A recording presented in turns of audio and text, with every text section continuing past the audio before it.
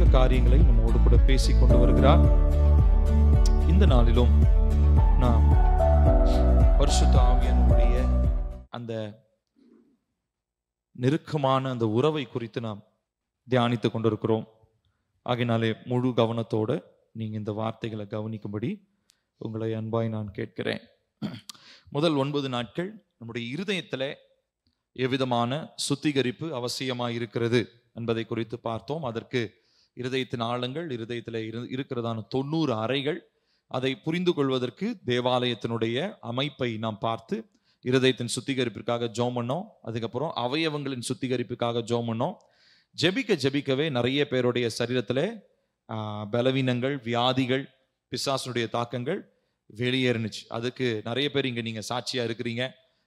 ஆன்லைன்லையும் நிறைய பேர் அந்த ஜெபத்தை தொடர்ந்து கேட்டுட்டு இருக்காங்க. நிறைய சாட்சிகளை கர்த்தர் கொடுத்து கொண்டு இருக்கிறார். கர்த்தருடைய நாமத்துக்கு தான் மகிமை. ஹல்லேலூயா. ஆமா, இந்த நாட்களிலே தேவ பிள்ளைகளாகி நமக்கு கர்த்தர் இதை வெளிப்படுத்தி இந்த ஒரு டெலிவரன்ஸை, ஒரு ஆழமான நமக்கே தெரியாம மறைந்திருக்கிற அநேக காரியங்களை கர்த்தர் நம்முடைய இருதயத்திலிருந்து வெளிப்படுத்தி கொண்டிருக்கிறார். ஆகையினாலே இதை குறித்து நாம் தொடர்ந்து நாம் பார்க்க போகிறோம். அடுத்ததாக நாம் பார்த்தோம், அந்த இருதயத்தினுடைய டெலிவரன்ஸ்க்கு அப்புறம் நம்முடைய இருதயத்தின் அறைகள் சுத்திகரிக்கப்பட்டதுக்கு அப்புறம் எவ்விதமாக பரிசுத்த ஆவியானவராலே நாம் நிரப்பப்பட வேண்டியது அவசியம் என்று சொல்லி நாம் பார்த்தோம். பரிசுத்த ஆவியானவராலே நிரப்பப்படுவது அவசியம் இல்லைங்களா? ஏன்னு சொல்லி சொன்னா, அசுத்தாவி ஒண்ணு போயிடுச்சுன்னா அந்த இடத்துல திரும்ப நம்ம ஆவியானவரால நிரப்பலன்னு சொல்லி சொன்னா என்ன ஆயிடுங்களாம்? திரும்ப ஒண்ணு போனது 7 அசுத்தாவிகளை, தண்ணிலும் கொடிதான அசுத்தாவிகளை அது கூட்டிட்டு திரும்ப இருதயத்தின் அறைகளுக்குள்ளாக வந்துவிடும். ஆகையினாலே நம்மளுடைய இருதயத்தை தேவையில்லாத காரியங்களை வெளியேற்றணும், அதே நேரத்தில் தேவையான காரியங்களினாலே நம்முடைய இருதயத்தை நிரப்பணும். இது ரொம்ப ரொம்ப அவசியமான ஒரு காரியமாக இருக்கிறது. ஆகையினாலே தொடர்ந்து நாம் பார்ப்போம். கடந்த 3 நாட்களாக கிட்டத்தட்ட 9 டாபிக்ஸ் நம்ம பார்த்துருக்கிறோம். பரிசுத்த ஆவியானவரை குறித்து 9 காரியங்களை நம்ம பேசியிருக்கிறோம். நேற்று கடைசியா நம்ம பார்த்தது கர்த்தருடைய அந்த மெல்லிய சத்தத்தை நாம எப்படி கேட்கறது அப்படின்றத குறித்து நேற்று நாம் பார்த்து முடித்தோம். இந்த நாளிலே அடுத்த ஒரு 3 காரியங்களை உங்களோடு கூட நான் பகிர்ந்து கொள்ள நான் ஆசைப்படுகிறேன். இந்த நாளிலே முதலாவது நாம் பார்க்க இருக்கிறது, உயரத்தை தாண்ட வேண்டும். We need to climb or move higher in the ladder. கர்த்தர் நமக்காக வைத்திருக்கிறதான உயரங்களை நாம் தாண்டணும், நாம் ஏறி போகணும். நாம் ஒரே இடத்துல இருப்பதற்காக நாம் அழைக்கப்பட்டவர்கள் அல்ல. இந்த நாட்களிலே பரிசுத்த ஆவியானவருடைய அவரோடு கூட இருக்கிறதான அந்த உறவுல நிறைய பேருக்கு இருக்கிற பிரச்சனை என்ன அப்படின்னா, ஆவியானவரை பெற்றுக்கொண்ட உடனே ஒரு சாட்டிஸ்ஃபேக்ஷன், ஒரு நிறைவு வந்துடும். அந்த நிறைவே தங்களுடைய வாழ்க்கையினுடைய கடைசி நாள் வரைக்கும் போதும் அப்படின்னு சொல்லி நினைச்சுக்கிறோம் பார்த்தீங்களா? இது நம்மை நாமே ஏமாற்றிக் கொள்ளுகிற விதத்திற்கு சமமாக இருக்கிறது. இப்ப கடலுக்கு போறீங்க, கடல்ல போய் கடல் அலையில நின்றுட்டு இதுதான் மொத்த கடல்னு சொல்ல முடியுமா? கடலுக்கு கடல் பெருசு, கடலுடைய ஆழங்கள் பெருசு, அதனுடைய எல்லை எங்க இருக்குன்னே நமக்கு தெரியல. ஆனா கடலுடைய அலையில போய் நின்றுட்டு நான் கடலை பத்தி எல்லாமே எனக்கு தெரியுங்கன்னு நம்மளால என்ன பண்ண முடியாது, சொல்ல முடியாது. நிறைய கிறிஸ்தவங்க இப்படிதான் பண்றோம். என்ன பண்றோம்னா, பரிசுத்த ஆவியானவரை நம்ம பெற்றுக்கொண்டதுக்கு அப்புறமா இல்ல அவரோடு கூட உறவு கொள்ள ஆரம்பிச்ச உடனே ஏதாவது ஒரு சின்ன சின்ன காரியங்கள் கர்த்தர் ஒருவேளை பேச ஆரம்பிச்சிருவார். உடனே அதுல ஒரு சின்ன ஒரு சந்தோஷம் நல்லதுதான். ஆனா அந்த சந்தோஷமே நம்முடைய வாழ்க்கையினுடைய முழு நிறைவாக இருக்க கூடாது. ஏனென்று சொன்னால் ஆவியானவர் அவர் he is so enormous, அவர் ரொம்ப பெரியவர், அவருடைய ஆழங்களை ஆராய்ந்து பார்க்க முடியாது என்று சொல்லி கர்த்தருடைய வார்த்தை நமக்கு தெளிவாக சொல்லுகிறது. பரிசுத்த ஆவியானவரை ஒரு நாளும் நீங்க டயர்ட் ஆக்கவே முடியாது. இப்போ நம்மலாம் ஒரு குறிப்பிட்ட வேலை, நம்ம எவ்வளவுதான் ஸ்ட்ரென்த் இருந்தாலும் ஒரு குறிப்பிட்ட நேரம் கழிச்ச உடனே நம்மளுடைய பாடி என்ன ஆயிடுங்க, சோர்ந்து போயிடும், டயர்ட் ஆயிடும் இல்லைங்களா? ஆனா பரிசுத்த ஆவியானவரை நம்முடைய ஜபங்களிலும் நம்முடைய வேத வாசிப்புகளிலும் நம்முடைய தனிப்பட்ட வாழ்க்கையில நம்ம அவருடைய அபிஷேகத்தை பற்றி பிடிக்கும் பொழுது, இல்ல அவரை நம்ம கூப்பிடும் பொழுது, அவர் ஒரு நாளும் என்னடா அவன் இம்சையா இருக்கு, இவன் நேரம் நம்மளையே கூப்பிட்டுட்டே இருக்கிறான், ஒரு நாளும் அவர் டயர்டாகவே மாட்டார். ஏன்னா அவருடைய வல்லமை அப்படிப்பட்டதாக இருக்கிறது. ஒரு வசனத்தை வாசிச்சு இன்னைக்குரிய தியானத்தை நம்ம ஆரம்பிக்கலாம். ரோமர் 11வது அதிகாரம் 33 இருந்து 35 வரைக்கும். ரோமர் 11 33 இருந்து 35 வரைக்கும் சேர்ந்து வாசிப்போமா? தேவனுடைய ஐஸ்வர்யம், ஞானம், அறிவு என்பவைகளின் ஆழம் எவ்வளவாயிருக்கிறது. அவருடைய நியாயத்தீர்ப்புகள் அளவிடப்படாதவைகள். அவருடைய வழிகள் ஆராயப்படாதவைகள். கர்த்தருடைய சிந்தையை அறிந்தவன் யார்? அவருக்கு ஆலோசனைக்காரனாய் இருந்தவன் யார்? தனக்கு பதில் கிடைக்கும்படிக்கு முந்தி அவருக்கு ஒன்றை கொடுத்தவன் யார்? இங்க கர்த்தரை குறித்து நம்ம பார்க்கிறோம். தேவனை குறித்து ஒரு காரியம் சொல்லப்படுது. அவருடைய ஐஸ்வர்யம், ஞானம், அறிவு என்பவைகளின் ஆழம் எவ்வளவாயிருக்கிறது. அவருடைய நியாயத்தீர்ப்புகள் அளவிடப்படாதவைகள். அவருடைய வழிகள் ஆராயப்படாதவைகள். எந்த மனுஷனாலையும் எவ்வளோ பரிசுத்தமா இருந்தாலும் பரிசுத்த ஆவியானுடைய எல்லையை போய் நான் தொட்டுட்டு வந்துட்டேன்பா அப்படின்னு என்ன பண்ண முடியாது, சொல்ல முடியாது. எத்தனை வருஷம் உயிரோடு இருந்தாலும் இருக்கலே அதிகபட்சமா தேவனோடு இருந்த மனுஷன் யாரு? ஏனோக்கு. ஆக்சுவலி ரொம்ப வயசானவராக இருந்தது மெத்துசலான்றவரு. ஆனா அதிகமா தேவனோடு கூட சஞ்சரித்த மனுஷன் ஏனோக்கு. ஆனா ஏனோக்கு கிட்ட போய் நம்ம கேட்டா கூட ஏனோக்கு சொல்லுவார், இல்லைங்க தேவனுடைய எல்லை என்னால் என்ன பண்ண முடியல, கண்டுபிடிக்க முடியல. ஏன்னா நல்லா கவனிச்சிங்கன்னா கர்த்தர் அளவுக்கு உட்பட்டவராகவோ இல்ல மனுஷனால அவருடைய எல்லைகளை கண்டுபிடிக்கத்தக்கதாக ஒரு நிலையில இருந்தாருன்னு சொல்லி சொன்னா அவரை நம்ம கடவுளாகவே ஏற்றுக்கொள்ள முடியாது. அவரும் நம்மள மாதிரி ஒரு சாதாரணமான மனிதனாக அவர் மாறிவிடுவார். அப்போ அவருடைய ஆட்ரிபியூட், அவருடைய தன்மை, தேவனுடைய தன்மையில ஒரு ஆழமான முக்கியமான தன்மையே அவர் அளவு கடந்தவர், அவர் எல்லைகள் இல்லாதவர் அப்படின்றத நம்ம புரிந்து கொள்ள வேண்டும். ஸோ முதலாவது நமக்கு ஒரு மைண்ட் செட், பரிசுத்த ஆவியானவரை நம்ம ஏற்றுக்கொண்டதுக்கு அப்புறம், நம்முடைய உள்ளத்தில் அவருடைய நிறைவை பெற்றுக்கொண்டதுக்கு அப்புறம் நம்மளுடைய மனநிலை என்னவா இருக்கணும் அப்படின்னா, நான் ஒரு இடத்தில் திருப்தியாக இருக்க போவது இல்லை.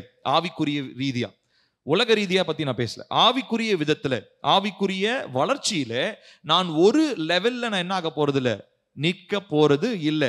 நேற்று இருந்ததை விட இன்னைக்கு நான் அதிகமா வளரணும், இன்னைக்கு இருந்ததை விட நாளைக்கு நான் அதிகமா வளர்ந்து இருக்கணும்.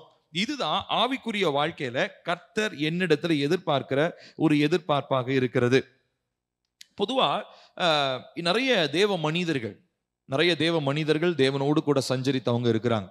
ஆனா ஆதி அப்போஸ்தலர்கள், அதாவது ஏசப்பா கூட இருந்தவங்க இருக்காங்க இல்லைங்களா, அதுல பாத்தீங்கன்னா எல்லாருமே, அதாவது அவர் கூட இருந்தது 12 சீஷர்கள், அதுக்கப்புறம் அப்போஸ்தலனாகிய பவுல், இப்படி நிறைய பேரை சொல்லலாம். இதுல எல்லாரும் இறந்துட்டாங்க. ஆனா ஒருத்தர் யார் அப்படின்னா யோவான். அவரு தான் இருக்கலே ரொம்ப வயசானவர். மற்றவங்க எல்லாமே ரத்த சாட்சியா மரிச்சாங்க. ஒருத்தர் பேதுருவ தலையிலா சிலுவையில அடிச்சு கொண்டாங்க. இப்படி ஒவ்வொருத்தரையும் ஒவ்வொரு மாதிரி சித்திரவதை பண்ணி இயேசுக்காக அவங்க ஒவ்வொருத்தரும் ஜீவனை விட்டாங்க. ஆனா இந்த யோவான்றவர் பாத்தீங்கன்னா இவருக்கு சாவே வரலன்ற மாதிரி நினைச்சு என்ன பண்ணிட்டாங்க அப்படின்னு சொல்லி சொன்னா, இவரு தான் இருக்கலையே நேச்சுரலா செத்தவர், இயற்கையா மரிச்சவர். இவரு தான் இருக்கலையே வயசானவராகவும் இருந்து இறந்த ஒரு மனுஷன். இப்போ இந்த யோவான் பாத்தீங்கன்னா, யோவானுக்கு தேவன் பயங்கரமான வெளிப்பாடுகளை தந்தார். மற்ற சுவிசேஷங்களை படிக்கிறத காட்டிலும் யோவானுடைய சுவிசேஷம் ரொம்ப ஸ்பெஷலா இருக்கும். நீங்க படிச்சீங்கன்னா கொஞ்சம் உங்களுக்கே நல்லா தெரியும். அது மாத்திரம் இல்ல, ஏசப்பாவுடைய அன்பை பத்தி ரொம்ப ஆழமா பேசுறவரு யோவானா தான் யோவான் மாத்திரம் தானே சொல்ல முடியும் தெளிவா. இப்போ கவனிச்சோன்னா யோவான் என்னென்ன எழுதியிருக்கிறாரு, யோவானுடைய சுவிசேஷம், யோவானுடைய நிருபங்கள், 3 நிருபங்கள் எழுதினாரு, அப்புறம் வெளிப்படுத்தின விசேஷம். இப்போ இது ரெண்டுமே ஒரு எபேசுல இருக்கும்போது எழுதினாரு. ஆனா இந்த வெளிப்படுத்தின விசேஷத்தை எங்க போய் எழுதினாருன்னா, இவர் என்னடா இவர் சாகவே மாட்டேன்றான்னு சொல்லிட்டு, இவர் இங்க இருந்தா லெட்டர் எழுதிட்டு இருக்கிறான்னு சொல்லிட்டு இவர் என்ன பண்ணிட்டாங்கன்னா, இவரை தூக்கிட்டு போய் பத்மோ அப்படின்னு சொல்லிட்டு ஒரு தீவு, அந்த தீவுல போட்டாங்க. ஏன்னா அங்க இருந்து யாருமே லேண்டுக்கு வர முடியாது. இது ஒரு தீவுல இருந்து பூமிக்கு எந்த கனெக்ஷனுமே கிடையாது. ஸோ போக்குவரத்து, கப்பல்ல வர்ற மனுஷங்க எதுவுமே கிடையாது. இவரு அங்கதான் இருக்கணும் அப்படின்னு சொல்லிட்டு இவருக்கு ஒரு ஜட்ஜ்மெண்ட் கொடுத்து, ஏன்னா இவரு இந்த மாதிரிலாம் லெட்டர்லாம் எழுதிக்கிட்டு எல்லாரையும் குழப்பம் பண்ணிட்டு இருக்காருன்னு சொல்லிட்டு அவர் பத்மு தீவுல தூக்கி போட்டாங்க. இப்ப பத்மு தீவுல தான் அவருக்கு என்ன கிடைச்சது, தரிசனம் உண்டானது. நம்ம பைபிள்ல இருக்கிறதான கடைசி புத்தகமாகிய வெளிப்படுத்தின விசேஷத்தை கர்த்தர் எங்க யோவானுக்கு கொடுத்தாரு, பத்மு தீவுல கொடுத்தாரு. நல்லா கவனிக்கணும். இப்ப நான் ஏன் சொல்ல போறேன்னா, இப்போ யோவான் நல்ல வயசானவர், நல்லா இயேசுவை ரொம்ப ரொம்ப ஆழமா அறிஞ்சவர் இல்லையா. ஏசப்பா பத்தி சொல்லும் போது அவர் ஏசப்பாவுடைய மார்பிலே என்ன பண்ணிட்டு இருப்பாரா, அவரு ஏசப்பாவோட நெஞ்சு மேலேயே சாஞ்சி படுத்துக்கிட்டு இருப்பாராம். இந்த அளவுக்கு க்ளோஸா அந்த 12 பேர்ல வேற யாருமே இல்லை. இப்படிப்பட்ட ஒரு மனுஷனுக்கு கர்த்தர் ஒரு வெளிப்படுத்தின விசேஷத்துல ஒரு தரிசனமா காண்பிக்கிறார். இப்போ இந்த தரிசனம் பத்தாதுன்னு சொல்லிட்டு ஒரு வசனத்தை வாசிக்கலாம் பாருங்க. வெளிப்படுத்தின விசேஷம் 4வது அதிகாரம் 1வது வசனம். ஆல்ரெடி ஏசப்பாவுக்கு ஜான் க்ளோஸ் இல்லையா? அது இல்லாம இன்னும் கொஞ்சம் வெளிப்பாடுகள் தரும்போது ஆவியானவரோடு இன்னும் நெருக்கமாயிட்டார். ஆனா 4வது அதிகாரம் 1ஆம் வசனத்துல பாருங்க, வெளிப்படுத்தின விசேஷம் 4:1 இவைகளுக்கு பின்பு இதோ பரலோகத்தில் திறக்கப்பட்டிருந்த ஒரு வாசலை கண்டேன். நல்லா வாசிக்கணும், சேர்ந்து வாசிக்கலாமா? முன்னே எக்காலம் சத்தம் போல் என்னுடன் பேசுகிற நான் கேட்டிருந்த அந்த சத்தமானது, இங்கே ஏறி வா, இவைகளுக்கு பின்பு சம்பவிக்க வேண்டியவைகளை உனக்கு காண்பிப்பேன். நல்லா கவனிக்கணும். இப்ப ஜான் இருக்கிற லெவலை விட ஒரு லெவல் இவர் ஏறிவானா, அப்ப கண்டிப்பா ஏதாவது படியோ ஏனியோ ஏதாவது ஒண்ணு இருந்திருக்கணும். அப்பதானே ஏறிவான்னு சொல்லுவோம். இப்ப நேரா சமமான இங்க வான்னு சொல்லுவோம். ஆனா ஏதோ உயரமான ஒரு இடத்துக்கு போகிறனால என்ன வார்த்தை, ஏறி இங்கே வா, மேல வா அப்படின்னு சொல்லி சொல்றாரு. இப்ப பாருங்க, ஜானுக்கு ரெவலேஷன் ஸ்டெப் பை ஸ்டெப்பா போச்சு. ஃபர்ஸ்ட் காஸ்பல் பத்தி, ஃபர்ஸ்ட் ஏசப்பாவை பத்தி அறிஞ்சுக்கிட்டாரு. அடுத்ததான் நிருபங்களை எழுதினாரு, அதுக்கு ஒரு ரெவலேஷன் இருந்தது. வெளிப்படுத்தின விசேஷத்தை எழுதும் போது, அந்த முதல் 3 அதிகாரத்தை எழுதும் போது அவருக்கு ஒரு ரெவலேஷன் இருந்தது. 7 சபைகளை பத்தி எழுதியிருப்பாரு. ஆனா இந்த 4வது அதிகாரம் இதுக்கு மேல இன்னும் இன்டென்ஸா இருக்க போகுது. இன்னும் ரொம்ப டீப்பான காரியங்களை ஆண்டவர் சொல்ல போறார். அந்த 7 எக்காலம், 7 தூதர்கள், அது இதுன்னு 7 விஷயம், 7 நிறைய இருக்குது. இப்ப இதெல்லாம் சொல்லணும்னா, இப்ப இருக்கிற நிலைமையில ஜான் இருந்தாருன்னா அவருக்கு அந்த ரெவலேஷன் கிடைக்காது. அப்போ ஜானை பார்த்து காட் என்ன சொல்றாருங்க, யோவானை பார்த்து ஆண்டவர் என்ன சொல்றாரு, நீ இப்ப இருக்கிற நிலையில இருந்து கம் ஹையர், மேல ஏறி நீ வா, மேல வா. மேல வந்தால் ஒழிய பரலோகத்தில் இருக்கிறதான காரியங்களை நான் உனக்கு என்ன பண்ண முடியாது, வெளிப்படுத்த முடியாது. நம்ம பொதுவா நம்மளுடைய திருப்தி, நான் சொன்னேன் இல்லைங்களா, நம்ம எல்லாருமே ஆவிக்குரிய வாழ்க்கையில ஒருவேளை ரட்சிக்கப்படாதவங்களா இருந்தா ரட்சிக்கப்பட்டனும் ஒரு திருப்தி வந்துடும், அதுலயே இருந்துருவாங்க. இல்ல அதுலயும் கொஞ்சம் அப்படி இப்படி கொஞ்சம் கஷ்டப்பட்டு ஆவியனுடைய அபிஷேகத்தை அந்நிய பாஷையை பேசிட்டா, ஓகே அந்நிய பாஷை பெற்றாச்சுப்பா, இதுக்கு மேல வாழ்க்கையில நமக்கு எதுவுமே தேவையில்லை அப்படின்னு நினைச்சிட்டு அதுலயே உட்காந்துருவாங்க. அந்நிய பாஷை பேசுறவங்களுக்கு அந்நிய பாஷை மட்டுமே கடைசி விஷயம் கிடையாது. அந்நிய பாஷையை தாண்டி நிறைய இருக்குது. ஹல்லேலூயா. அந்நிய பாஷை தாண்டி அதுக்கு வியாக்கியானத்தை நம்ம தேவனிடத்துல கேட்கணும். வியாக்கியானம் தாண்டி தீர்க்க தரிசனங்கள் இருக்குது. இப்படி ஆவிக்குரிய வாழ்க்கையில ஒரு மனுஷனுக்கு பரிசுத்த ஆவியானவர் கற்றுக் கொடுக்கணும்னு நினைக்கிற காரியங்கள் அளவற்றது. எப்படி இதுங்க? அளவற்றதா இருக்குது. ஆனா நம்ம என்ன பண்றோம்னா, ஒரு நிலைக்கு போன உடனே, ஏன்னா மற்றவனை பாக்குறோம் இல்லைங்களா. இப்ப நம்ம சர்ச்சில் 10 பேர் இருக்கிறாங்கன்னு வச்சுக்கோங்களேன், ஒரு எக்ஸாம்பிள், எல்லாரும் கவனிங்களேன். 10 பேர் இருக்காங்க. 10 பேர்ல எனக்கு மட்டும் திடீர்னு அபிஷேகம் கிடைச்சிருச்சு. கர்த்தர் ஆவியின் கண்கள்லாம் திறந்து ஆவியெல்லாம் பாக்குற மாதிரி எனக்கு ஒரு வரம் கிடைச்சிச்சுன்னு வச்சுக்கோங்களேன். நான் அதுலயே சந்தோஷம் ஆயிடக்கூடாது. 10 பேருக்கு கிடைக்கல, எனக்கு கிடைச்சிருச்சு அப்பாடா அப்படின்னு பெருமூச்சு விட்டு உட்கார்றதுக்காக ஆண்டவர் கொடுக்கல. நீங்க அதிலும் இன்னும் அதிகமாக வளர வேண்டும். கர்த்தர் உங்களுக்கு கொடுத்திருக்கிற வெளிப்பாடு சும்மா பார்த்துட்டு சந்தோஷப்படுறதுக்காகவோ இல்ல சும்மா உட்காந்துட்டு இருக்கிறதுக்காகவோ பெருமை பண்றதுக்காகவோ கிடையாது. கர்த்தர் அதிலும் உங்களை அதிக வளர்ச்சிக்கு நேராக உங்களை கர்த்தர் அழைக்கிறவராக இருக்கிறார். சோ இந்த ஒரு மனநிலை தேவ பிள்ளைகளாகி நம்முடைய வாழ்க்கையில உண்டாக வேண்டும். சோ நேற்று இருந்ததை காட்டிலும் இன்றைக்கு அதிகமாய், இன்றைக்கு இருந்ததை காட்டிலும் நாளைக்கு அதிகமா. சோ இந்த வளர்ச்சியில, இந்த ஸ்பிரிச்சுவல்லா நம்ம சாட்டிஸ்ஃபை ஆகவே கூடாது. ஆவிக்குரிய ரீதியில பரிசுத்த ஆவியானவர் நம்மை நிரப்புகிற விதங்களிலே நம்ம சாட்டிஸ்ஃபை ஆயிட்டோம் சொல்லிட்டா, நம்மளுடைய வாழ்க்கையில பரிசுத்த ஆவியானவர் வெளிப்படுத்துகிறதான ரகசியங்கள் ஸ்டாப் ஆயிடும். கர்த்தருடைய ரெவலேஷனை எப்படி தெரியுமா ஸ்டாப் பண்ணணும்? நீங்க வளரணும்னு ஆசையே இல்லாம குண்டு சட்டிக்குள்ளேயே குதிரை ஓட்டிக்கிட்டு இருந்தா ரெவலேஷனே வராது. சொல்லுவாங்கல்ல, குண்டு சட்டிக்குள்ள குதிரை ஓட்டுறான் அப்படின்னா என்ன அர்த்தம்? எனக்கு தெரிஞ்சது போதுங்க. நிறைய பேர் அப்படி சொல்லிக்குவாங்க, எங்க கிறிஸ்தவம் ரொம்ப கஷ்டமா இருக்குது, எனக்கு தெரிஞ்ச சத்தியத்துல நான் உண்மையா இருந்தா போதும், ஆண்டவர் அதை பார்த்து சந்தோஷப்படுவார்னு நினைக்கிறீங்களா? நீங்க இப்படி ஒரு வார்த்தை சொல்றோன்னு வச்சுக்கோங்களேன். இல்லைங்க, எனக்கு 4 வசனம் தெரியும், ஆவியானவரை பத்தி கொஞ்சம் தெரியும், ஆவியானவர் எனக்குள்ள இருக்கிறாருன்னு தெரியும், அதனால இதோட போதுங்க. அப்ப என்னத்துக்கு கர்த்தர் உங்களுக்கு வாழ்நாள் கூட்டி கொடுக்கிறாரு?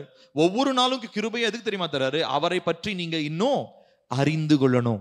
நம்ம இன்னைக்கு பாட்டு பாடணும், அப்பாவை அறிந்திடணும் மனக்கண்கள் எனக்கு தாரும் ஐயா, திறந்து தாங்க. அப்ப அப்பாவை அறியணும். அப்பா எவ்வளவு பெரியவர், அவர் எனார்மஸ், அவர் ரொம்ப ரொம்ப பெரியவர். அவர் ஒரு மனுஷனுடைய புத்தியினால அவரை ஆராய்ந்து அறிய முடியாது. ஆனாலும் நம்மளுடைய வாழ்நாளுடைய கடைசி நாள் வரைக்கும், சாகர நாள் வரைக்கும் இருந்தாலும் சரி, வருகை நாள் வரைக்கும் இருந்தாலும் சரி, அவரை குறித்ததான அறிவுல நம்ம வளர்ந்து கொண்டே இருக்க வேண்டும். நாம ஒரு படியில ஏறி யோசிச்சு பாருங்க, இங்க இருந்து மேல ஒரு படிக்கு போகணும். நான் பாதியிலேயே ஒரு 2வது மாடியிலயோ 2வது படியிலயோ 3வது படியிலயோ நின்றுட்டு நான் மாடிக்கு போய் சேர்ந்துருவேங்கன்னு சொல்ல முடியுமா? அப்படின்னா என்ன பண்ணோம்? அந்த இடத்துக்கு நான் போற வரைக்கும் என்னுடைய கால்களை வைத்து நான் சிரமப்பட்டு படியில ஏற வேண்டியது அவசியமாக இருக்கிறது. சோ ஜான் எந்த அளவுக்கு ஜீசஸோட க்ளோஸா இருந்தார், யோவான் ஏசப்பாவோட அவ்வளோ நெருக்கம். ஆனா அவருக்கே என்ன தேவைப்பட்டுச்சு? ஒரு இடத்துல இருந்து இன்னொரு இடத்துக்கு ஏறி போகணும். அவர் he has to climb a ladder. அவர் ஏதோ ஒரு படியோ ஏனியோ எப்படி என்ன இருந்துச்சோ நமக்கு தெரியல, ஆனா he has to take a step. So நார்மலா நடக்கிறதுக்கு நமக்கு பலன் தேவைப்படுறதை விட படியில ஏறி போறதுக்கு நமக்கு பலன் தேவையா இல்லையா? சொல்லுங்களேன். மூட்டு வலி இருக்கிறவங்களால நார்மலான பிளெயின்ல கூட ஈஸியா நடந்துடலாம். ஆனா மூட்டு வலி இருந்தா என்ன பண்ண முடியாது? படியில ஏற முடியாது. ஏன்னா நமக்கு கொஞ்சம் சிரமம் தேவை. படியை விடுங்க, ஏணி இருந்ததுன்னா எப்படி ஏற முடியும்? ரொம்ப கஷ்டம். ஏணி சின்னதா வேற இருக்கும், அதை பிடிச்சி ரொம்ப பேலன்ஸ் பண்ணி நம்ம ஏறுறது கஷ்டமா இருக்கும் இல்லைங்களா? ஸோ அதே போலதான் இந்த ஸ்டெப் லிட்டரலா நம்ம பரிசுத்த ஆவியானவர் நம்மை பார்த்து மேல வாங்க, இல்ல உனக்கு இந்த வெளிப்பாடை தரேன் அப்படின்னு சொல்லி அவர் சொல்லும் பொழுது இந்த ஸ்டெப்ஸ் நம்ம எடுக்க வேண்டியது ரொம்ப ரொம்ப அவசியமாக இருக்கிறது. ஒருவேளை யோவான் ஏசப்பாவுடைய மார்பில நான் சாஞ்சி படுத்தவன், எனக்கு என்ன பெரிய ரெவலேஷன் தேவை அப்படின்னு நினைச்சிருந்தாருன்னா வெளிப்படுத்தின புஸ்தகமே நமக்கு கிடைச்சிருக்காது. நான் சொல்றது புரியுதா? John was not satisfied with what God had revealed. கர்த்தர் யோவானுக்கு என்ன வெளிப்படுத்தினாரோ அதை வச்சு ஜானுக்கு சாட்டிஸ்ஃபேக்ஷனே வரல. எனக்கு இன்னும் வேணும். ஏன்னா காட் யார், தேவன் யாருன்றதை யோவான் நல்லா அறிஞ்சுக்கிட்டார். தேவனுடைய ஆழங்களை ஒரு மனுஷனால ஆராய்ந்து பார்க்க முடியாது. அதனால என்னுடைய ஜீவன் இருக்கிற வரைக்கும், என்னுடைய உசுறு போகிற வரைக்கும் தேவன் யார் என்பதை குறித்து நான் என்ன பண்ணிக்கிட்டே இருப்பேன்? அறிந்து கொண்டே இருப்பேன். அந்த அறிவு எனக்கு பெருகி கொண்டே இருக்க வேண்டும். சோ பரிசுத்த ஆவியானவர் நமக்குள்ள வரும் பொழுது நமக்குள்ள நடக்க வேண்டிய ஒரு முக்கியமான நமக்குள்ள வர வேண்டிய ஒரு முக்கியமான மனநிலை என்னன்னா, நாம் ஒரு இடத்தில் இருப்பதற்காக நாம் அழைக்கப்பட்டவர்கள் அல்ல. நாம் ஒவ்வொரு நாளும் ஒவ்வொரு படிகளில் ஒவ்வொரு உயர்வான திசையை நோக்கி நாம் நகர வேண்டியது ரொம்ப ரொம்ப அவசியமாக இருக்கிறது. சோ அப்ப இந்த நாட்களிலே நம்ம கர்த்தரிடத்துல நீங்க கேட்டு பாருங்க, கர்த்தாவே நீங்க விரும்புகிற வளர்ச்சியில நான் வளர்றேனா, இல்ல நீங்க விரும்புற அந்த விதத்துல நான் மேல் திசையை நோக்கி வரேனா, இல்ல நான் ஒரே இடத்துல இருந்து கொண்டு அபிஷேகத்தை பெற்றுட்டேன், அந்நிய பாஷையை பெற்றுட்டேன், வரங்களை பெற்றுட்டேன், இது எனக்கு போதும், எனக்கு இன்னும் தேவை அப்படின்னு சொல்லி தேவனை நோக்கி பார்க்க வேண்டியது அவசியமாக இருக்கிறது. சோ இந்த நாட்களிலே ஒருவேளை ஜெபிச்சு நிறைய அற்புதங்கள் வருதுன்னு வச்சுக்கோங்களேன். நிறைய ஜெபம் பண்றீங்க, நல்ல அற்புதங்கள் நடக்குது. அற்புதம் நடந்த உடனே போதும்பா, எனக்கு தேவையான எல்லா அற்புதமும் என்னை சுத்தி நடந்துருச்சு, இதுக்கு மேல அப்படியே கொஞ்சம் கொஞ்சமா என்ன பண்ணிக்கலாம்? குறைச்சிக்கலாம், இல்ல இதே லெவல மெயின்டைன் பண்ணிக்கலாம் அப்படின்னு நீங்க ட்ரை பண்ணி தான் பாருங்களேன். ரட்சிப்பை காத்து கொள்றதே பெரிய விஷயமா போயிடும். ஆகையினாலதான் சொல்றேன், நம்ம ஆவிக்குரிய இந்த முன்னேற்ற பாதையில, ஆவிக்குரிய இந்த உயர்வுல நம்ம எப்பயுமே நம்ம சாட்டிஸ்ஃபை ஆகவே கூடாது, நம்ம நிறைவு ஆகவே கூடாது. ஆனா உலக பிரகமான காரியங்களை கண்டிப்பா கர்த்தர் நமக்கு கொடுத்திருக்கிறதான, அவர் எனக்கு கொடுத்திருக்கிற ட்ரெஸ், அவர் எனக்கு கொடுத்திருக்கிற உணவு, அவர் எனக்கு கொடுத்திருக்கிற வீடு, அதுல குறிச்சு நான் எப்படி இருக்கணும்? ரொம்ப மன ரம்மியமாக இருக்கிறதுல சந்தோஷமா இருக்க நானு பழகிக்கணுமே ஒழிய, ஆவிக்குரிய விதத்துல வரங்களை பொறுத்த வரைக்கும், கர்த்தர் வெளிப்படுத்துகிற காரியங்களை பொறுத்த வரைக்கும், கர்த்தர் என் மூலமா செய்யற காரியங்களை பொறுத்த வரைக்கும் ஒரு நாளும் நான் திருப்தி அடையவே கூடாது. யாரு திருப்தி அடையாம தேவனை நோக்கி இன்னும் அதிகமா ஜெபிக்கிறாங்களோ அவங்களுடைய வாழ்க்கையில மாத்திரம்தான் கர்த்தர் மகிமையான காரியங்களை என்ன பண்ண முடியும்? செய்ய முடியும். இப்போ நீங்க எங்க போனாலும் உங்களை விட ஆவிக்குரிய ரீதியா உயர்வா இருக்கிற ஒரு மனுஷனை பார்க்க முடியுமா? முடியுமா? கண்டிப்பா முடியும். இப்ப நான் ஒரு ஊழியக்காரனா இருக்கிறேங்க, நான் இன்னொரு ஊழியக்காரரை பார்த்து ச்சே அவர் இன்னும் வல்லமையா இருக்கிறாருப்பா அப்படின்னு ஆசைப்படுற நாட்கள் உண்டு. ஆனா அவரு அந்த மாதிரி வல்லமையா இருக்கிறதுக்கு அவர் எவ்வளவு செஞ்சிருப்பாரு? அவர் அந்த மாதிரி வல்லமையா போய் ஜெபம் பண்றதுக்கு, அவ்வளவு வல்லமையான வெளிப்பாடுகளை கர்த்தருடைய சமூகத்துல இருந்து பெற்றுக்கொள்றதுக்கு அவர் எவ்வளவு தியாகம் பண்ணியிருப்பார். அதை நான் செய்யாம நான் இங்கே இருந்துகிட்டு அவர் மாதிரி ஆகணும், அவர் மாதிரி ஒரு ஃபேமஸ் ஆகணும், இல்ல அவரை மாதிரி ஒரு வல்லமை வரணும், அவரை மாதிரி ஒரு அபிஷேகம் வரணும்னு ஆசைப்படுறதுல கொஞ்சம் கூட நியாயமே கிடையாது. ஏன்னா நான் ஆசைப்படுறது முக்கியம் இல்ல, நான் அதற்கான முயற்சியை நான் எடுக்கணும். சோ ஆவியானவருடைய வளர்ச்சியிலையும் இதுதான் ரொம்ப ரொம்ப முக்கியம். மற்றவர்களை பார்த்து ஆவிக்குரிய ரீதியா பொறாமப்படுற நிறைய கிறிஸ்தவங்க இருப்பாங்க. கர்த்தர் அவங்களுக்கு எல்லாம் நல்லா பேசுறாரு, கர்த்தர் அவங்க ஜெபம் பண்ணாலும் நல்லா பதில் கொடுக்குறாரு, எனக்கு மட்டும் எதுவும் கொடுக்கவே மாட்டேன்றாரு அப்படின்னு நம்ம பொறாமப்படுறதோ எரிச்சல் அடைகிறதோ நியாயமே கிடையாது. ஏன்னா அவங்க அதற்கான கிரயத்தை செலுத்தி இருக்கிறாங்க, நான் அதற்கான கிரயத்தை இன்னும் செலுத்த ஆரம்பிக்கவே இல்லை. அப்போ நம்மளுடைய வாழ்க்கையில ஒரு காரியத்தை தீர்மானம் பண்ணணும், நம்ம ஒரு நாளும் ஸ்பிரிச்சுவலா ஆவிக்குரிய வளர்ச்சியில ஒரு நாளும் நாம் நிறைவு பெற்றுட்டேன் அப்படின்ற ஒரு மனநிலைக்கு நம்ம வரவே கூடாது. நம்ம எப்பயுமே உயர்வான படிகளை நோக்கி, மேல் நோக்கி நாம் நகர வேண்டியது அவசியமாக இருக்கிறது.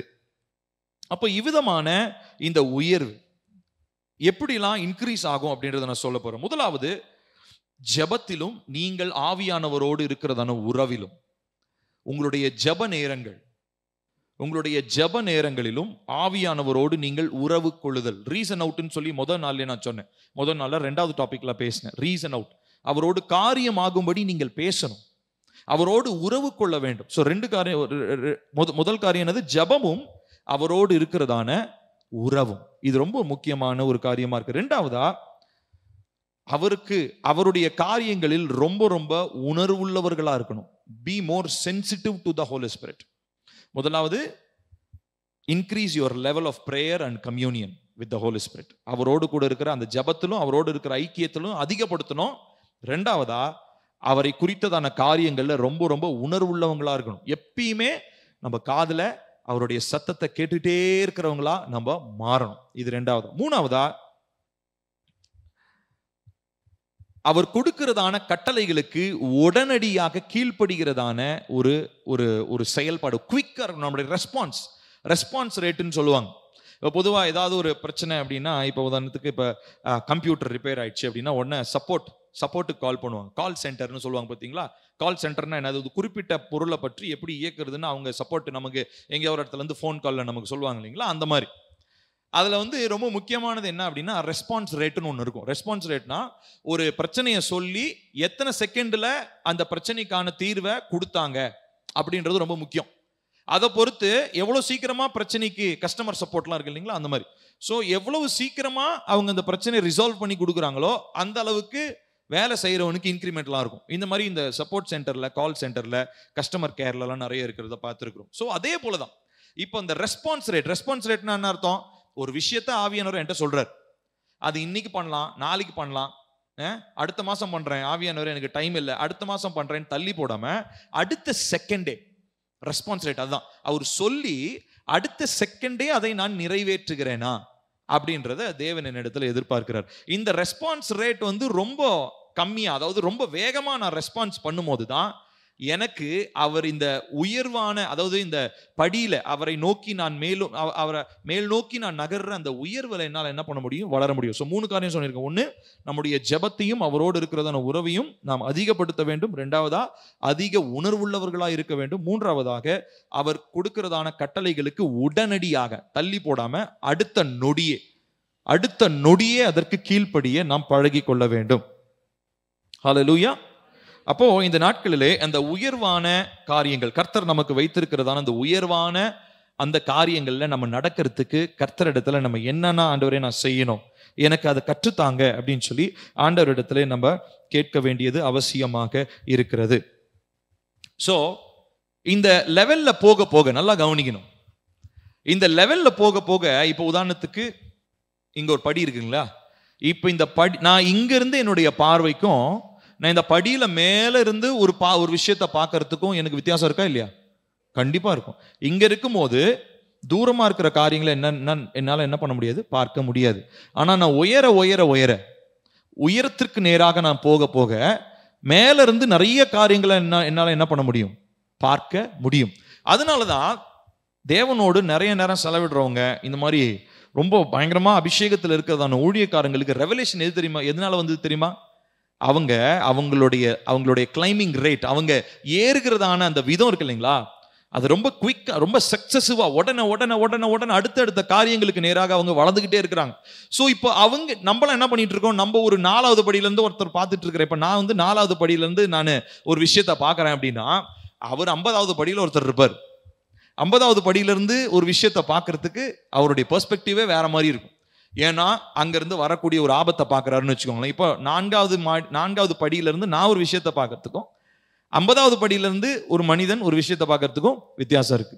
அவர் தூரத்துல இருந்து பார்க்கும்போது அது எவ்வளவு தூரத்துல இருக்குது, எவ்வளவு பெருசா இருக்குது, அந்த ஆபத்து எந்த நேரத்துல வரும், இப்படி எல்லா விஷயங்களையும் அந்த மனுஷனால என்ன பண்ண முடியும்? பார்க்க முடியும். ஆனா 4வது படியில இருந்துட்டு இப்படி நான் எட்டி பார்த்தேன்னா அப்படியே கொஞ்சம் ஏதாவது கேட்கலாம், ஒருவேளை சத்தம் வரலாம், இல்லை சின்னதாக அது தெரியலாம். ஆனா முழுசுமா எனக்கு அந்த பிக்சர் கிடைக்குமா? கிடைக்காது. ஏன்னா நானும் இன்னும் உயர வேண்டி அந்த படிகள்ல நான் இன்னும் உயரல. அப்போ இன்னைக்கு நிறைய ஊழியக்காரங்களை பார்க்கிறோம், நிறைய விசுவாசிகளை பார்க்கிறோம், நம்மளை விட ஆவிக்குரிய விதத்துல வளர்ந்துருக்கிறவங்கள பார்க்கிறோம். பார்த்துட்டு அந்த மாதிரி நான் எப்படி வர்றது, அந்த மாதிரி நம்ம எப்படி இருக்கிறது அப்படின்னு நம்ம கேள்வி கேட்டுட்டு கேள்வியோடையே உட்காந்துக்கிறோம். ஆனா இன்னைக்கு கர்த்தர் நமக்கு அந்த கேள்விக்கு பதில் தரார். என்ன சொல்றாரு தெரியுங்களா? நீங்க அவரோடு கூட இருக்கிறதான அந்த அந்த அந்த அந்த வளர்ச்சியில, அவரோடு கூட இருக்கிறதான அந்த நெருக்கத்துல, அவர்கிட்ட நீங்க வர்றதுல நீங்க என்ன பண்ணணும்? படிகள் ஏறி மேல வரணும். ஸோ படிகள் ஏறுறது சிரமம் தான், பிளெயின்ல நடக்கிற மாதிரி இருக்காது, கண்டிப்பா கொஞ்சம் சிரமமா தான் இருக்கும். ஆனா இந்த 3 காரியங்கள், நம்முடைய ஜெப நேரம், அவரோடு இருக்கிறதான உறவை அதிகப்படுத்துவது, 2வதா அதிகபட்சமாக அந்த உணர்வுள்ளவர்களா இருக்கிறது, 3வதா அவர் சொன்ன காரியங்களை உடனடியாக கீழ்ப்படிவது. இந்த 3 காரியங்களை தொடர்ந்து நம்ம செஞ்சுக்கிட்டே இருக்கும்போது ஈஸியா அடுத்தடுத்த படியை நம்மளால என்ன பண்ண முடியுங்க? மேல நம்மளால உயர முடியும். ஏசாயா 54 2வது வசனத்தை வாசிக்கலாம். ஏசாயா 54:2.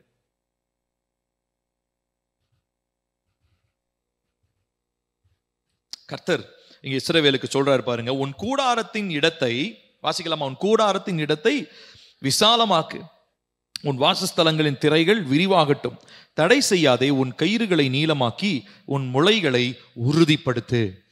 ஏன்னா வளர வளர நமக்கு, அதாவது மேல அந்த லேடர்ல, அந்த ஏணியில மேல ஏற ஏற நிறைய வளர்ச்சி தேவைப்படும், நிறைய இடம் தேவைப்படும். அதனால என்ன பண்ணு, இப்பவே உன்னுடைய எல்லைகளை பெருசாக்கு. ஸ்பிரிச்சுவலா உன்னுடைய கண்கள், நான் சொல்லுவாங்க இல்லைங்களா, இவனுக்கு குறுகிய மனப்பான்மை உடையவன், அகன்ற மனப்பான்மை உடையவன் சொல்லுவாங்க. அப்படின்னா என்ன அர்த்தம்? நேரோ மைண்டட், பிராட் மைண்டட்னு சொல்லுவாங்க. அப்படின்னா என்ன அர்த்தம்? ஒரு விஷயத்தை ஏற்றுக்கொள்றதுக்கு அவனுடைய மனப்பக்குவம் பத்தலை அப்படின்னு என்ன சொல்லுவோம்? குறுகின மனப்பான்மை உடையவன் அப்படின்னு சொல்லுவோம். இல்லை ஒரு விஷயத்த ஏத்துக்கிறாரு அப்படின்னா அவரை பார்த்து என்ன சொல்லுவோம்? நல்ல ஒரு பரந்த மனப்பான்மை உடையவர். இப்போ ஸ்பிரிச்சுவலா நிறைய பேர் நேரோ மைண்டடா இருக்கிறோம். ஸ்பிரிச்சுவலா என்னை பத்தி, என் புருஷனை பத்தி, என் மனைவியை பத்தி, என் பிள்ளைகளை பத்தி, இதை மாத்திரம் ஆண்டவர் எனக்கு சொன்னா போதும், வேறெல்லாம் நான் கேட்கவே இல்லை. ஆனா ஆண்டவர் அப்படிலாம் ஒர்க் அவுட் பண்ண மாட்டார். நேரோ மைண்டட் பீப்புளுக்கு கர்த்தர் ரெவலேஷன் தர மாட்டார். திரும்ப சொல்றேன், குறுகின மனப்பான்மை உடையவங்களுக்கு கர்த்தர் வெளிப்பாடு தர மாட்டாரு. அப்ப எந்த அளவுக்கு பிராட் மைண்டடா இருக்கிறோம்? பிராட் மைண்டட்னா அர்த்தம், என் குடும்பம் இல்லை, என்னை சார்ந்து இருக்கிற குடும்பம், என் சபை, நான் வாழ்றேன் என் ஊரு, நான் வாழ்ற என்னுடைய கிராமம், இவங்க எல்லாத்தையும் குறித்து அக்கறை இருந்தா மாத்திரம்தான் கர்த்தர் சின்ன சின்ன வெளிப்பாடுகளை தர ஆரம்பிச்சு அப்படியே வளர ஆரம்பிக்க முடியும். ஆனா நம்ம ஒரு வட்டத்தை போட்டு எனக்கு இவங்கள மட்டும் சொல்லுங்க ஆண்டவரே, என் ஃபேமிலி பத்தி மட்டும் எனக்கு வெளிப்படுத்துங்க, வேற எதுவும் நான் கேட்கல, இல்ல என் தொழிலை பற்றி மட்டும் நீங்க என்கிட்ட பேசுங்க, நான் வேற எதையும் கேட்கல, அப்படி மனநிலையில இருந்தோம்னா ஆவியானவரால ஒரு நாளும் நம்மளுடைய காரியங்கள்ல தலையிட முடியாது, வெளிப்படுத்தவும் முடியாது. அதனாலதான் இந்த வசனத்துல சொல்றோம், நம்ம வாசிக்கிறோம், இடத்தை விசாலமாக்கு, வாசஸ்தலங்கள் திரைகள் விரிவாகட்டும், தடை செய்யாதே, உன் கயிறுகளை நீளமாக்கு. ஏன்னா நான் கொடுக்க போற ரெவலேஷன்லாம் சின்ன சின்னது கிடையாது, பெரிய ரெவலேஷனா இருக்கும். சில நேரங்கள்ல இப்போ உதாரணத்துக்கு நம்ம பைபிள்ல இருந்தே வாசிக்கலாமே, ஆபிரகாமுக்கு கர்த்தர் என்ன வாக்கு பண்ணினாரு? கானான் தேசத்தை சுதந்திரிப்பான்னு வாக்கு பண்ணாரா? ஆபிரகாமுக்கு வாக்கு பண்ணார். ஆனா எத்தனை வருஷம் கழிச்சு நடந்தது? கிட்டத்தட்ட 600-700 வருஷத்துக்கு மேல ஆயிடுச்சுன்னு நினைக்கிறேன், அப்ராக்சிமேட்லி. ஆனா ஆபிரகாம் என்ன பண்ணாரு? அவர் பிராட் மைண்டட் பர்சன். ஆபிரகாமுக்கு நல்ல பரந்த மனப்பான்மை இருந்துச்சு. அதனால அவர் என்ன பண்ணல அப்படின்னு சொன்னா, கர்த்தர் கொடுத்ததான வார்த்தையை அவர் லிமிட் பண்ணி வைக்கல. தன்னுடைய விசுவாசம்ன்றதா அவர்கிட்ட இருந்துச்சு, வேற எதுவுமே கிடையாது. அவர் நல்ல செல்வந்தர், அதாவது நல்லா பணக்காரரா இருந்தார், பணமோ ஆடு மாடு நல்லா வசதி இருந்துச்சு, அந்த காலத்துக்குரிய பெரிய ஒரு மில்லியனர் மாதிரி வச்சுக்கோங்களேன். ஆனா அவர் என்ன பண்றாரு அப்படின்னு சொன்னா, அவர் தன்னுடைய இருதயத்திலே அந்த விசுவாசத்தை கொண்டு ரொம்ப ஒரு பிராட் மைண்டட் பர்சனா அவர் திங்க் பண்ணார். ரொம்ப பரந்த மனப்பான்மை உடையவரா அவர் சிந்திக்க ஆரம்பிச்சதுனால கர்த்தருடைய ஆசீர்வாதம் அவர் கண்ணுல பார்க்கல, அவர் காதால மாத்திரம் தான் கேட்டாரு. ஆனா எத்தனையோ தலைமுறை கழிச்சு ஆபிரகாம், ஈசாக்கு, யாக்கோபுடைய 12 பிள்ளைங்க, அந்த பிள்ளைங்க போய் 400 வருஷமா எகிப்துல அடிமையா இருந்து அதுக்கப்புறம் வனாந்தரத்துக்கு வனாந்தரத்திலிருந்து போய் அதுக்கப்புறம் கானான் தேசத்துல சுதந்திரிச்சாங்க. அந்த டைம்ல தான் அது நிறைவேறிச்சு. ஆனா அது வரைக்கும் அந்த விஷன், ஆபிரகாமுக்கு கொடுத்ததான அந்த தரிசனத்தை ஆபிரகாம் என்ன பண்ணியிருந்தார் தெரியுமா? பரந்த மனப்பான்மையோட அதை ஏற்றுக்கொண்டார். அப்ப கர்த்தர் கொடுக்கும் பொழுது ஒரு ரெவலேஷன், மேபி அது உங்களுக்கு இல்லாம இருக்கலாம், ஆனா உங்களுடைய 5வது தலைமுறையில் பிறக்க போற ஒரு குழந்தைக்கான ஒரு காரியமா கூட அது இருக்கலாம். ஆனா நம்ம என்ன பண்ணிடக்கூடாது, எனக்கே கிடைக்க மாட்டேங்குது, 5வது தலைமுறையில் இருக்க போற என் பிள்ளைய நான் பார்ப்பேனா பார்க்க மாட்டேனான்னு கூட எனக்கு தெரியாது. கண்டிப்பா பார்க்கவே முடியாது. 5வது தலைமுறைன்னு யோசித்து பாருங்க. அப்போ நம்ம என்ன யோசிப்போம்னா, நிறைய நேரங்களில் ஆண்டவர் இப்போ எனக்கு என் கண்ணுக்கு நான் அனுபவிக்கிற மாதிரி என் கண்ணுக்கு தெரியற மாதிரி இருக்கிறத நீங்க கொடுங்க, காண்பீங்க. இப்படி ஜெபம் பண்றோம் பார்த்தீங்களா? இதுதான் நேரோ மைண்டட்னு அர்த்தம். ஸோ சில நேரங்களில் கர்த்தர் 10வது ஜெனரேஷன்ல வரப்போற ஒரு காரியத்துக்காக இப்போ ஒரு மாற்றத்தை நம்ம இடத்துல என்ன பண்ணலாம், ஏற்படுத்தலாம்.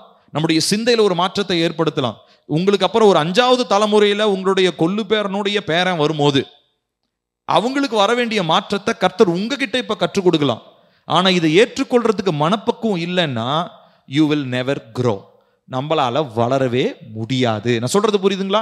அப்ப ஆவியானவருடைய இந்த வளர்ச்சியில நமக்கு ஒரு பரந்த மனப்பான்மை வேணும். கர்த்தர் கொடுக்கிறதான வெளிப்பாடுகளை அவர் எந்த காலத்துக்கு கொடுத்தாலும் சரி, எந்த தலைமுறைக்கு கொடுத்தாலும் சரி, அவர் எனக்கு கொடுக்கிறாரு அப்படின்றத நான் உரிமை பாராட்டி நான் எடுத்துக்கொள்ள வேண்டும். ஸோ ஆவியானவரிடத்துல நாம் நிச்சயமா ஜெபிக்கும் போது கர்த்தர் உங்க எல்லார்கிட்டையும் பேசுவார். எத்தனை பேருக்கு ஆசையா இருக்கு நான் ஏசப்பாவுடைய சத்தத்தை கேட்கணும்? ஹல்லேலூயா. நிச்சயமா உங்ககிட்ட பேசுவார். நிச்சயமா உங்ககிட்ட பேசுவார். நான் சொல்றேன், நிச்சயமா உங்ககிட்ட பேசுவார். ஆவியானுடைய சத்தத்தை, தெளிவான சத்தத்தை. நேற்று அந்த வீடியோவில் நான் பேசியிருக்கேன். நேற்று அந்த அந்த அந்த மெசேஜில் நான் பேசியிருப்பேன். நீங்கள் அதை தயவு செஞ்சு கேளு. கர்த்தருடைய சத்தத்தை நம்ம எப்படி கேட்கறது அப்படின்னு சொல்லி நேற்று நான் பேசினேன். அடுத்தது ஒரு வசனம் வாசிச்சு நம்ம ஜெபிக்க போறோம். சங்கீதம் 63:1. சங்கீதம் 63:1 வாசிக்கலாமா? தேவனே, தேவனே, நீர் என்னுடைய தேவன், அதிகாலமே உம்மை தேடுகிறேன். வறண்டதும் விடாய்த்ததும் தண்ணீரற்றதுமான நிலத்திலே என் ஆத்துமா உம்மேல் தாகமாய் இருக்கிறது. என் மாம்சமானது உம்மை வாஞ்சிக்கிறது. பாருங்க, தாவீதுடைய ஏக்கம் அதுதான். தாவீதுக்கு எல்லாமே இருந்துச்சு.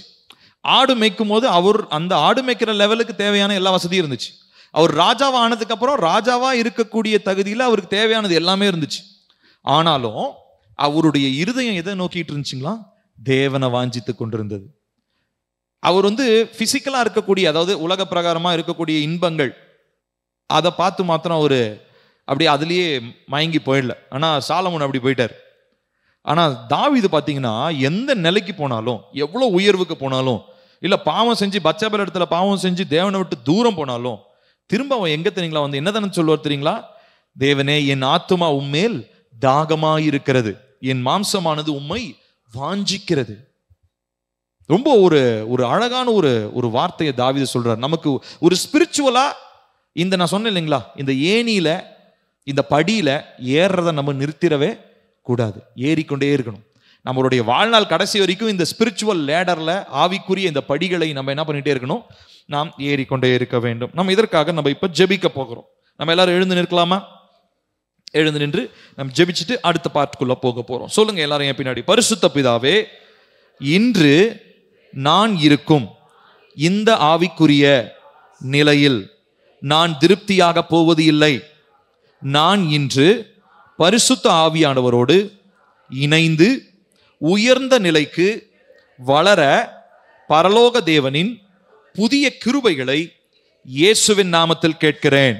ஆமென். சொல்லுங்க எல்லாரும் வாயை திறந்து சொல்லுங்க. கர்த்தாவே, நீங்க எனக்கு கொடுத்திருக்கிற இந்த ஆவிக்குரிய வாழ்க்கையில நான் ஒரு இடத்துல நிக்க போவது இல்லப்பா. நான் ஒரு நாளும் இந்த ஸ்பிரிச்சுவலா நான் சாட்டிஸ்ஃபை ஆக போறது இல்லை, நான் திருப்தியாக போறது இல்லப்பா. நான் இன்னைக்கு நீங்க எனக்கு கொடுத்த அந்த ஆவியானவரோடு இணைந்து அப்பா உயர்வான ஒரு படியில, உயர்வான நீர் எனக்கு வைத்திருக்கிற அந்த லக்கை நோக்கி, நீர் எனக்காக வைத்திருக்கிற அந்த வளர்ச்சியில நான் வளரணும் அப்பா. என்னுடைய ஆத்துமா ஒரு நாளும் அப்பா உலக பிரகாரமான காரியங்கள்ல திருப்தி அடைஞ்சிட கூடாது, ஆவிக்குரிய காரியங்கள்ல திருப்தி அடைஞ்சிடக்கூடாதப்பா. இவ்விதமான காரியங்கள்ல எங்களுடைய ஆத்துமா போயிடக்கூடாதப்பா. எங்களுக்கு நீங்க உலக பிரகாரமா கொடுத்த ஆசீர்வாதங்களை போதும் என்று சொல்லி நாங்க மன ரம்யத்தோடு ஏற்றுக்கொண்டது மாத்திரமல்ல அப்பா, நாங்க ஆவிக்குரிய வாழ்க்கையில நாங்க இன்னும் வளர்றதுக்கு எங்களுக்கு உதவி செய்யுங்க ஆண்டவரே. நாங்க இந்த நாள்ல பரிசுத்த ஆவியானவரோடு இணைந்து உயர்ந்த நிலைக்கு வளருவதற்கு பரலோக தேவனின் புதிய கிருபைகள் எங்களுக்கு வேண்டும். எல்லாரும் கேளுங்களேன். ஏசப்பா, எங்களுக்கு புதிய கிருபை தாங்க. ஆவியானவரோடு இணைந்து நாங்கள் வளர புதிய புதிய கிருபை தாங்க. இன்னைக்கு இருக்கிற வளர்ச்சியில நாங்க நாளைக்கு இருக்க கூடாதப்பா. ஒவ்வொரு நாளும் ஆவிக்குரிய விதத்துல, ஆவிக்குரிய அந்த ஏணியில நீங்க எங்களுக்கு வச்சிருக்கிற அந்த ஸ்பிரிச்சுவல் லேடர்ல, அந்த ஸ்பிரிச்சுவல் ஸ்டெப்ஸ்ல நாங்க ஒவ்வொரு படியா மேல எடுத்து வைக்கணும் அப்பா. அது சிரமமா இருந்தாலும் பரவாயில்ல, அது கஷ்டமா இருந்தாலும் பரவாயில்ல, அதை நாங்க செய்யறதுக்கு, அந்த உயர்வை பெறுவதற்கு வேண்டியதான கிருபையை இயேசுவின் நாமத்தினாலே நாங்கள் பெற்றுக்கொள்கிறோம். சொல்லுங்க எல்லாரும் வாயை திறந்து, இயேசுவின் நாமத்தினாலே புதிய கிருபையை பெற்றுக்கொள்கிறோம். ஓ தேவன் எங்களுக்கு வைத்திருக்கிறதான உயர்வை நாங்கள் பெறும்படி, ஆவிக்குரிய இந்த விதத்திலே ஆவிக்குரிய படிகளை நாங்கள் ஏறும்படி, ஆவிக்குரிய ஏணிகளை நாங்கள் ஏறும்படி இந்த நாளிலே கர்த்தருடைய சமூகத்திலிருந்து புதிய கிருபையை நாங்கள் பெற்றுக்கொள்கிறோம். அடுத்ததாக சொல்லுங்க, தேவனே நான் இப்போது இருக்கும் நிலையை காட்டிலும் உயர்ந்த நிலைக்கு வளருவதற்கு எனக்கு தேவையான அசாதாரணமான சூழ்நிலைகளை ஏற்படுத்தி தருவீராக. தேவ கிருபையினால் இந்த காரியம் எனக்கு இப்போதே நடப்பதாக. சொல்லுங்க எல்லாரும் ஒரு வைராக்கியத்தோட ஜெபிக்கணும். கர்த்தாவே இப்பொழுது, ரைட் நவ் லார்ட், இந்த நேரத்துல நான் ஜெபிக்கிற அந்த நாளைக்கு நாளன்னைக்கெல்லாம் வேணாம், எனக்கு இப்போவே அப்பா நான் இருக்கிற நிலையை காட்டிலும் நான் இன்னும் உயர்வாக உமக்குள்ளாக வளருவதற்கு எனக்கு தேவையான அந்த அபிஷேகத்தை, எனக்கு தேவையான அந்த அசாதாரணமான சூழ்நிலைகளை, எனக்கு தேவையான அந்த வரங்களை, அந்த தேவையான வல்லமையை இப்பொழுதே உம்முடைய பிள்ளைகள் மேல ஊற்றுங்க. இப்பொழுதே உம்முடைய பிள்ளைகளாக எங்கள் மேல ஊற்றுங்க. எங்களுடைய உச்சத்திலிருந்து உள்ளம் கால் வரைக்கும் ரைட் நவ் லார்ட் இப்பொழுது ஒரு வல்லமை பாய்ந்து செல்லட்டும். அந்த வல்லமை சும்மா இல்ல ஆண்டவரே, அது எங்களை ஆவிக்குரிய நிலையிலே எங்களை தூண்டி எழுப்பட்டும் ஆண்டவரே. ஆவிக்குரிய விதத்துல நாங்கள் இன்னும் ஒரு படி மேல வருவதற்கு, நாங்கள் ஒரு இடத்துல திருப்தி அடைந்து விடாமல் ஆவிக்குரிய வளர்ச்சியில மென்மேலும் நாங்கள் ஏறிக்கொண்டே இருப்பதற்கு, ஆவிக்குரிய படிகளை நாங்கள் ஏறுவதற்கு எங்களுக்கு வேண்டிய பலனை கர்த்தருடைய அபிஷேகம் இந்த நாளில் எங்களுக்கு இந்த நொடியிலே தருவதாக. ஒரு அசாதாரணமான சூழ்நிலை இயேசுவின் நாமத்தினாலே எங்களை சுற்றி உண்டாவதாக என்று சொல்லி இயேசுவின் நாமத்தினாலே நாங்கள் ஜெபிக்கிறோம்ப்பா. சொல்லுங்க அடுத்ததாக என் பின்னாடி, பரலோக தேவனே, பரிசுத்த ஆவியானவரோடு எனக்கு இருக்கும் உறவில் திருப்தி அடைகிற நிலையும் எண்ணங்களும் இயேசுவின் நாமத்தில் தேவ சமூகத்து அக்கினியினால் எரிந்து சாம்பலாய் போவதாக. சொல்லுங்க எல்லாரும் சொல்லுங்க, அப்பா என்னுடைய வாழ்க்கையில நான் திருப்தி அடைகிறதான எண்ணங்களை இயேசுவின் நாமத்தினாலே என்னுடைய இருதயத்தை விட்டு, என் சிந்தையை விட்டு தேவனுடைய அக்கினினால கர்த்தர் சுட்டெரிச்சு போடுங்கப்பா. என்னுடைய சிந்தையில எண்ணங்கள்ல நான் திருப்தி அடையக்கூடாதப்பா. ஆவிக்குரிய விதத்துல, ஆவிக்குரிய படிகளை நான் ஏறுவதிலே, ஆவிக்குரிய காரியங்களை கற்றுக்கொள்வதிலே, வெளிப்பாடுகளை கற்றுக்கொள்வதிலே, தேவன் யார் என்பதை அறிந்து கொள்வதிலே எனக்கு இந்த திருப்தி நிலைய இப்பொழுது பரலோக அக்கினி கர்த்தர் சுட்டெரித்து சாம்பலாக்கி போடுவீராக.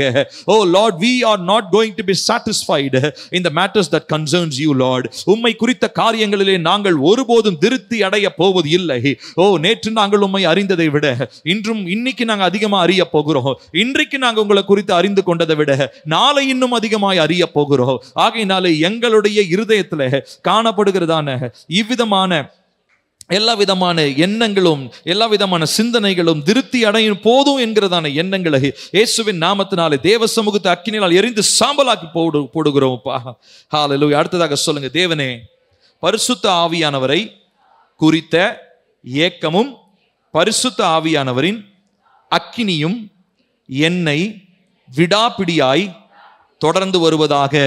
சொல்லுங்க ஒரு வைராக்கியமா ஜோம் ஒண்ணு. கர்த்தாவே அப்பா உங்களை குறிச்ச ஒரு ஏக்கம், அப்பா உங்களை குறிச்ச ஒரு அக்கினி, உங்களை குறிச்சதான ஒரு தாகம் எங்கள் மேலே ஊற்றப்படுறது மாத்திரம் இல்லை, எங்களை விடாப்பிடியா இதை தொடர்ந்து வரட்டும் ஆண்டவரே. அப்பா நாங்க எல்லா இடத்திலும் போகும் போதெல்லாம் ஆவியானவருடைய அந்த அக்கினியின் அபிஷேகம் எங்க மூலமா வெளிப்படணும் ஆண்டவரே. நாங்க தொட்டது எல்லாம், நாங்க பேசுறது எல்லாம், நாங்க போற இடங்கள் எல்லாம், எந்த இடத்துல நின்னாலும் அங்க எங்களை சுற்றி ஆவியானுடைய வல்லமை இருக்கும்படியாக, ஆவியானுடைய அபிஷேகம் எங்களை தொடர்ந்து வருவதாக என்று சொல்லி நாங்கள் ஜெபிக்கிறோம். ஏனென்று சொன்னால் எங்கள் இருதயம் உமக்காக ஏங்குகிறது. ஏனென்று சொன்னால் ஆவியானவரை குறித்த ஒரு ஏக்கம் எங்கள் இருதயத்தை நிரப்பி இருக்கிறது. பரிசுத்த ஆவியானுடைய அக்கினி எங்களுடைய இருதயத்தில் கொழுந்து விட்டு எரிகிறது. ஆகையினால யாரும் இதை எங்களுடைய வாழ்க்கையில தடை செய்ய முடியாது. மனுஷனோ சூழ்நிலைகளோ பிசாசோ பரிசுத்த ஆவியானவரை குறித்ததான ஏக்கத்தை, பரிசுத்த ஆவியானுடைய இந்த அக்கினியை எங்களுடைய வாழ்க்கையிலிருந்து அவித்து போட முடியாது என்று இயேசுவின் நாமத்தினாலே நாங்கள் ஜெபிக்கிறோம். கேளுங்க சொல்லுங்க, எல்லாரும் வாயை திறந்து கேளுங்க. பரிசுத்த ஆவியானவரே, உம்மை குறித்த ஏக்கம் என் வாழ்க்கையில உண்டாகட்டும்ப்பா. ஓ பரிசுத்த ஆவியினுடைய அக்கினி என்னுடைய வாழ்க்கையில விடாப்பிடியா என் மேல பற்றி எரியட்டும், என் பின்னாடி தொடர்ந்து வரட்டும்ப்பா. ஓ ரபா ஷாகா தாலாபா உதாஹன் பரோஷிஹதி. Oh in the name of Jesus, இயேசுவின் நாமத்தினால நான் ஜெபிக்கிறேன்ப்பா. என் மேல் அந்த அக்கினியின் அபிஷேகம் ஊற்றப்படுவதாக. ஓ இப்பொழுது எல்லா திருப்தி அடைகிறதான எண்ணங்களோ, ஆவிக்குரிய விதத்துல என்னை மலங்கடித்து என்னை ஒரே இடத்துல வைக்க நினைக்கிறதான சகல சத்துருவினுடைய திட்டங்களோ இயேசுவின் நாமத்தினால முடக்கப்படுவதாக, என்னுடைய எல்லைகளை விட்டு வெளியேறுவதாக என்று சொல்லி நான் ஜெபிக்கிறேன். கர்த்தாவே, நீங்க எங்களுக்கு உதவி செய்யுங்கப்பா. அடுத்ததாக சொல்லுங்க, வல்லமையுள்ள தேவனே, உயர்ந்த நிலையில் நான் நடப்பதற்கு பரிசுத்த ஆவியானவரின் சத்தத்தை நான் கேட்க எனக்கு விசேஷித்த கிருபையை என் மேல் கட்டவிழ் தருளும். ஆமென். சொல்லுங்க சொல்லுங்க, கர்த்தாவே, உயர்ந்த நிலையில நான் நடப்பதற்கு, பரிசுத்த ஆவியுடைய சத்தத்தை நான் கேட்பதற்கு எனக்கு விசேஷித்த கிருபையை தாங்கப்பா. உலக மக்கள் பார்த்துட்டு இருக்கிற மாதிரி என் பார்வை இருக்க கூடாதப்பா. என்னுடைய பார்வை உயர்வான காரியங்களாக இருக்கணும். ஓ என்னுடைய கண்களை நான் உயர்வான காரியங்கள் மேல பதிய வைக்கணும்ப்பா. அழிந்து போகக்கூடிய காரியங்கள் மேல என்னுடைய கண்கள் இருக்கக்கூடாது. நான் இந்த பிளெயின்ஸ்ல நடக்கிற மனுஷன் மாதிரி கீழே இருக்கிற காரியங்களை பார்க்க கூடாதப்பா.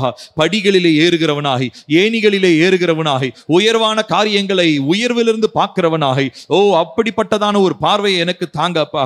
ஓ இந்த நாட்களிலே எங்கள் மேலே ஓ அவ்விதமான வல்லமை கட்டவிழ்க்கப்படுவதாக. பரிசுத்த ஆவியினுடைய சத்தத்தை நாங்கள் கேட்க எங்கள் மேலே விசேஷித்த கிருபை இயேசுவின் நாமத்தினாலே உண்டாவதாக என்று சொல்லி நாங்கள் ஜெபிக்கிறோம். அடுத்ததாக சொல்லுங்க, பரிசுத்த தேவனே, துரிதமாய் ஆவியின் வளர்ச்சியில் திருப்தி அடையக்கூடிய எண்ணங்களை என்னை விட்டு இயேசுவின் நாமத்தில் அகற்றுவீராக. நிறைய நேரங்கள்ல நம்மளுடைய ஆவிக்குரிய காரியங்கள்ல, இப்ப 21 நாள் ஃபாஸ்டிங் போட்டாச்சா, உடனே இது நடந்துரும், இல்ல உடனே இது மாறிடும், இல்ல ஒரு 3 நாள் நான் சாப்பிடாம இருந்து நான் பட்டினி கிடந்து ஜெபம் பண்றேன், இது மாறிடும் அப்படின்னு சொல்லி நம்ம இவ்விதமா ஒரு காரியம் கர்த்தர் நிர்ணயிக்காத ஒரு காலத்தை நம்ம முன்குறிச்சு வச்சுக்கிட்டு இந்த காரியம் துரிதமா நடக்கணும்னு நம்ம நினைக்கிறோம் பாத்தீங்களா. அது நம்முடைய வாழ்க்கையில ஆவியானவருடைய உறவை அது தடை பண்றதாக இருக்கிறது. ஆகையினாலே கர்த்தருடைய காலங்கள்ல அது நடக்கும், ஆனா கர்த்தர் நேர்த்தியா செய்வார். ஆகையினாலே துரிதமா ஆவியின் வளர்ச்சியில நம்ம திருப்தி அடையணுன்ற எண்ணங்களை நம்முடைய சிந்தைகளை விட்டு அகற்றப்படும்படி நம்ம ஜெபிக்கலாமா? எல்லாரும் கரங்களை உயர்த்தி சொல்லுங்க, கர்த்தாவே, என்னுடைய இருதயத்துல இவ்விதமான எண்ணங்கள் வரப்போவது இல்லை. சீக்கிரமா அது நடக்கணும், சீக்கிரமா இது முடியணும், சீக்கிரமா இது நடக்கணும்னு சொல்லி உலக மனுஷன் அவசரப்படுற மாதிரி நான் அவசரப்பட போறது இல்லை ஆண்டவரே. நீங்க எல்லாவற்றையும் நேர்த்தியாய் அதினதின் காலங்களிலே செய்கிற உண்மையுள்ள தகப்பனாக ஆண்டவரே. ஆகையினால் இப்பொழுது அந்த துரிதப்படுத்துகிற எண்ணம் என்னுடைய சிந்தையில என்னை அவசரப்படுத்தி என்னை தவறான தீர்மானங்களுக்கு நேராக, தவறான வழிகளுக்கு நேராக என்னை திசை திருப்புகிறதான எல்லா எண்ணங்களையும் இயேசுவின் நாமத்தினாலே என்னுடைய சிந்தையை விட்டு, மூளை பகுதியை விட்டு வெளியேறுவதாக என்று நான் கட்டளை இடுகிறேன். ஓ கர்த்தர் எனக்காக வைத்திருக்கிற நன்மையை, ஆசீர்வாதத்தை அவருடைய காலங்களிலே நேர்த்தியாய் நான் பெற்றுக்கொள்ள போகிறேன். சொல்லுங்க எல்லாரும் வாயை திறந்து, கர்த்தர் எனக்காக வைத்திருக்கிற ஆசீர்வாதத்தை அவருடைய காலத்தில் நேர்த்தியாய் நான் பெற்றுக்கொள்வேன். ஆமென். அடுத்தது சொல்லலாம், பிதாவே, பரிசுத்த ஆவியானவரோடு மனிதனுக்கு நீர் வைத்திருக்கிற அதிகபட்ச அந்த உறவை நான் அனுபவிக்க எனக்கு விசேஷித்த அபிஷேகத்தை இயேசுவின் நாமத்தில் தாரும். கர்த்தர் மேனுக்கு ஒரு லிமிட், ஹியூமன் பீயிங், மனுஷனா ஒரு லிமிட் வச்சிருப்பார் இல்லையா? அந்த லிமிட் வரைக்கும் எந்த மனுஷனும் இது வரைக்கும் போல, ஆனாலும் நம்ம அதுக்கு போகணும். ஜானை விட நம்ம இன்னும் அதிக ரெவலேஷன் கர்த்தர் நமக்கு தர உண்மை உள்ளவராக இருக்கிறார். நம்ம பைபிள் எழுத போறது இல்லை, ஆனா நிச்சயமாக நிறைய ரெவலேஷன்ஸை கர்த்தர் நம்ம சந்ததியை குறித்து, நம்முடைய குடும்பங்களை குறித்து, ஊழியத்தை குறித்து, நம்முடைய தலைமுறையை குறித்து கர்த்தர் நிச்சயமாக நமக்கு வெளிப்படுத்த போகிறார். ஆகையினால் இப்ப எல்லாரும் சொல்லி நம்ம ஜெபிக்க போகிறோம். எல்லாரும் சொல்லாம, பரிசுத்த ஆவியானவரோடு மனிதனுக்கு நீர் வைத்திருக்கிற அதிகபட்ச அந்த உறவை நான் அனுபவிக்க எனக்கு விசேஷித்த அபிஷேகத்தை இயேசுவின் நாமத்தில் தாரும். கேளுங்க கேளுங்க. கர்த்தாவே, அப்பா நான் உம்மோடு இருக்கிற உறவுல, நான் அதிகபட்ச உறவுல நான் வரணும் ஆண்டவரே. என்னுடைய சந்ததியிலேயே யாரும் வராத அந்த அளவுக்கு, என் குடும்பத்திலே யாரும் உங்க கிட்ட வராத அளவுக்கு நான் உங்ககிட்ட வரணும் ஆண்டவரே. ஒருவேளை என் தலைமுறையிலேயே யாரும் உங்ககிட்ட அந்த அளவுக்கு நெருங்கலன்ற அளவுக்கு நான் உங்ககிட்ட வரணும் அப்பா. அப்படிப்பட்ட அந்த ஏக்கம் எனக்கு உண்டாகட்டும் ஆண்டவரே. ஓ, என்னுடைய தலைமுறையில என்ன தெரிந்து கொண்டீங்களே, அதற்கு ஒரு காரணம் இருக்குப்பா. நம்ம தலைமுறையில கர்த்தர் நம்மள தெரிந்து கொண்டு இருக்கிறாரு. அதுக்கு ஒரு ரீசன் இருக்குது. சும்மா உட்கார்ந்துகிட்டு அப்படியே வெறும் கிறிஸ்தவனா இருக்கிறதுக்காக கிடையாது. ஓ, ஒரு அக்கினி, ஒரு வல்லமைய, ஒரு அபிஷேகத்தை வெளிப்படுத்தும்படியாக கர்த்தர் நமக்கு இந்த நாட்களை கொடுத்திருக்கிறாரு. ஆகையினாலே அவரோடு கூட இருக்கிறதான அந்த அதிகபட்ச எல்லைய, அவரோடு கூட இருக்கிறதான அந்த அதிகபட்ச உறவை நம்ம அனுபவிக்கும்படியாக இதனால கேட்கலாமா? கர்த்தாவே, உம்மோடு கூட இருக்கிற அந்த அதிகபட்ச உறவை நான் அனுபவிக்கணும் அப்பா. எந்த மனுஷனும் போயில்லாத தூரங்களை நான் உம்மோடு கூட நான் வரணும் ஆண்டவரே. எந்த மனுஷனுக்கும் நீங்க வெளிப்படுத்தாத காரியங்களை, என் சந்ததியை குறித்து, என் தலைமுறையை குறித்து, என்னுடைய ஊழியங்களை குறித்து, என்னை சுற்றி நடக்கிற சூழ்நிலைகளை குறித்து, என்னுடைய தேசத்தை குறித்து, என்னுடைய ஊரை குறித்து கர்த்தர் எனக்கு வெளிப்படுத்துங்க ஆண்டவரே. ஓ, நான் இவ்விதமான ஒரு உறவிலே உம்மோடு கூட வளர, உம்மோடு கூட நான் ஐக்கியப்பட இயேசுவின் நாமத்தினாலே நான் ஜெபிக்கிறேன் அப்பா. இயேசுவின் நாமத்தில் ஜெபிக்கிறேன் பிதாவே. ஆமென், ஆமென், ஆமென். உட்காருங்க.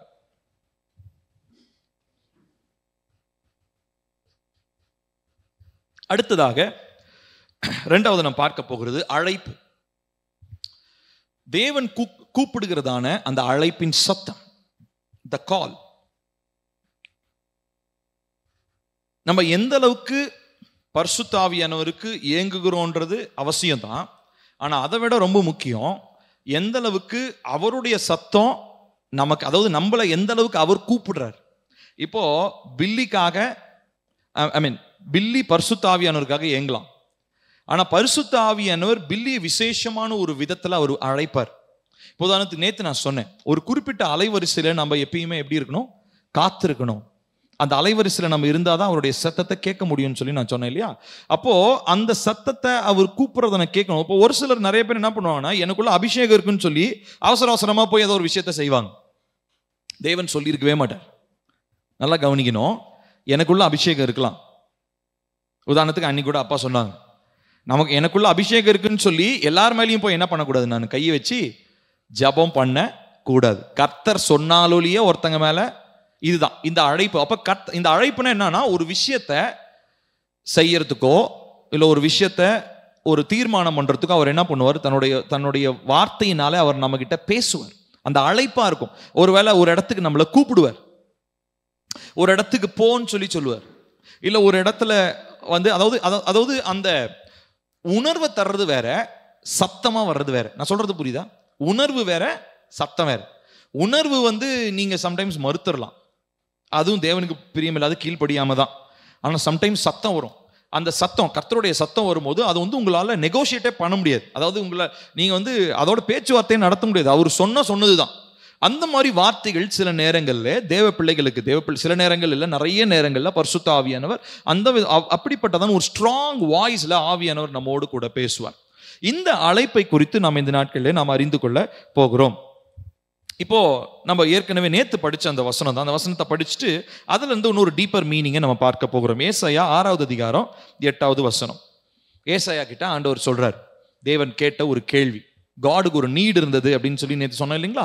தேவனுக்கு ஒரு தேவை இருக்குது. அது என்ன தேவனுக்கு ஒரு தேவை?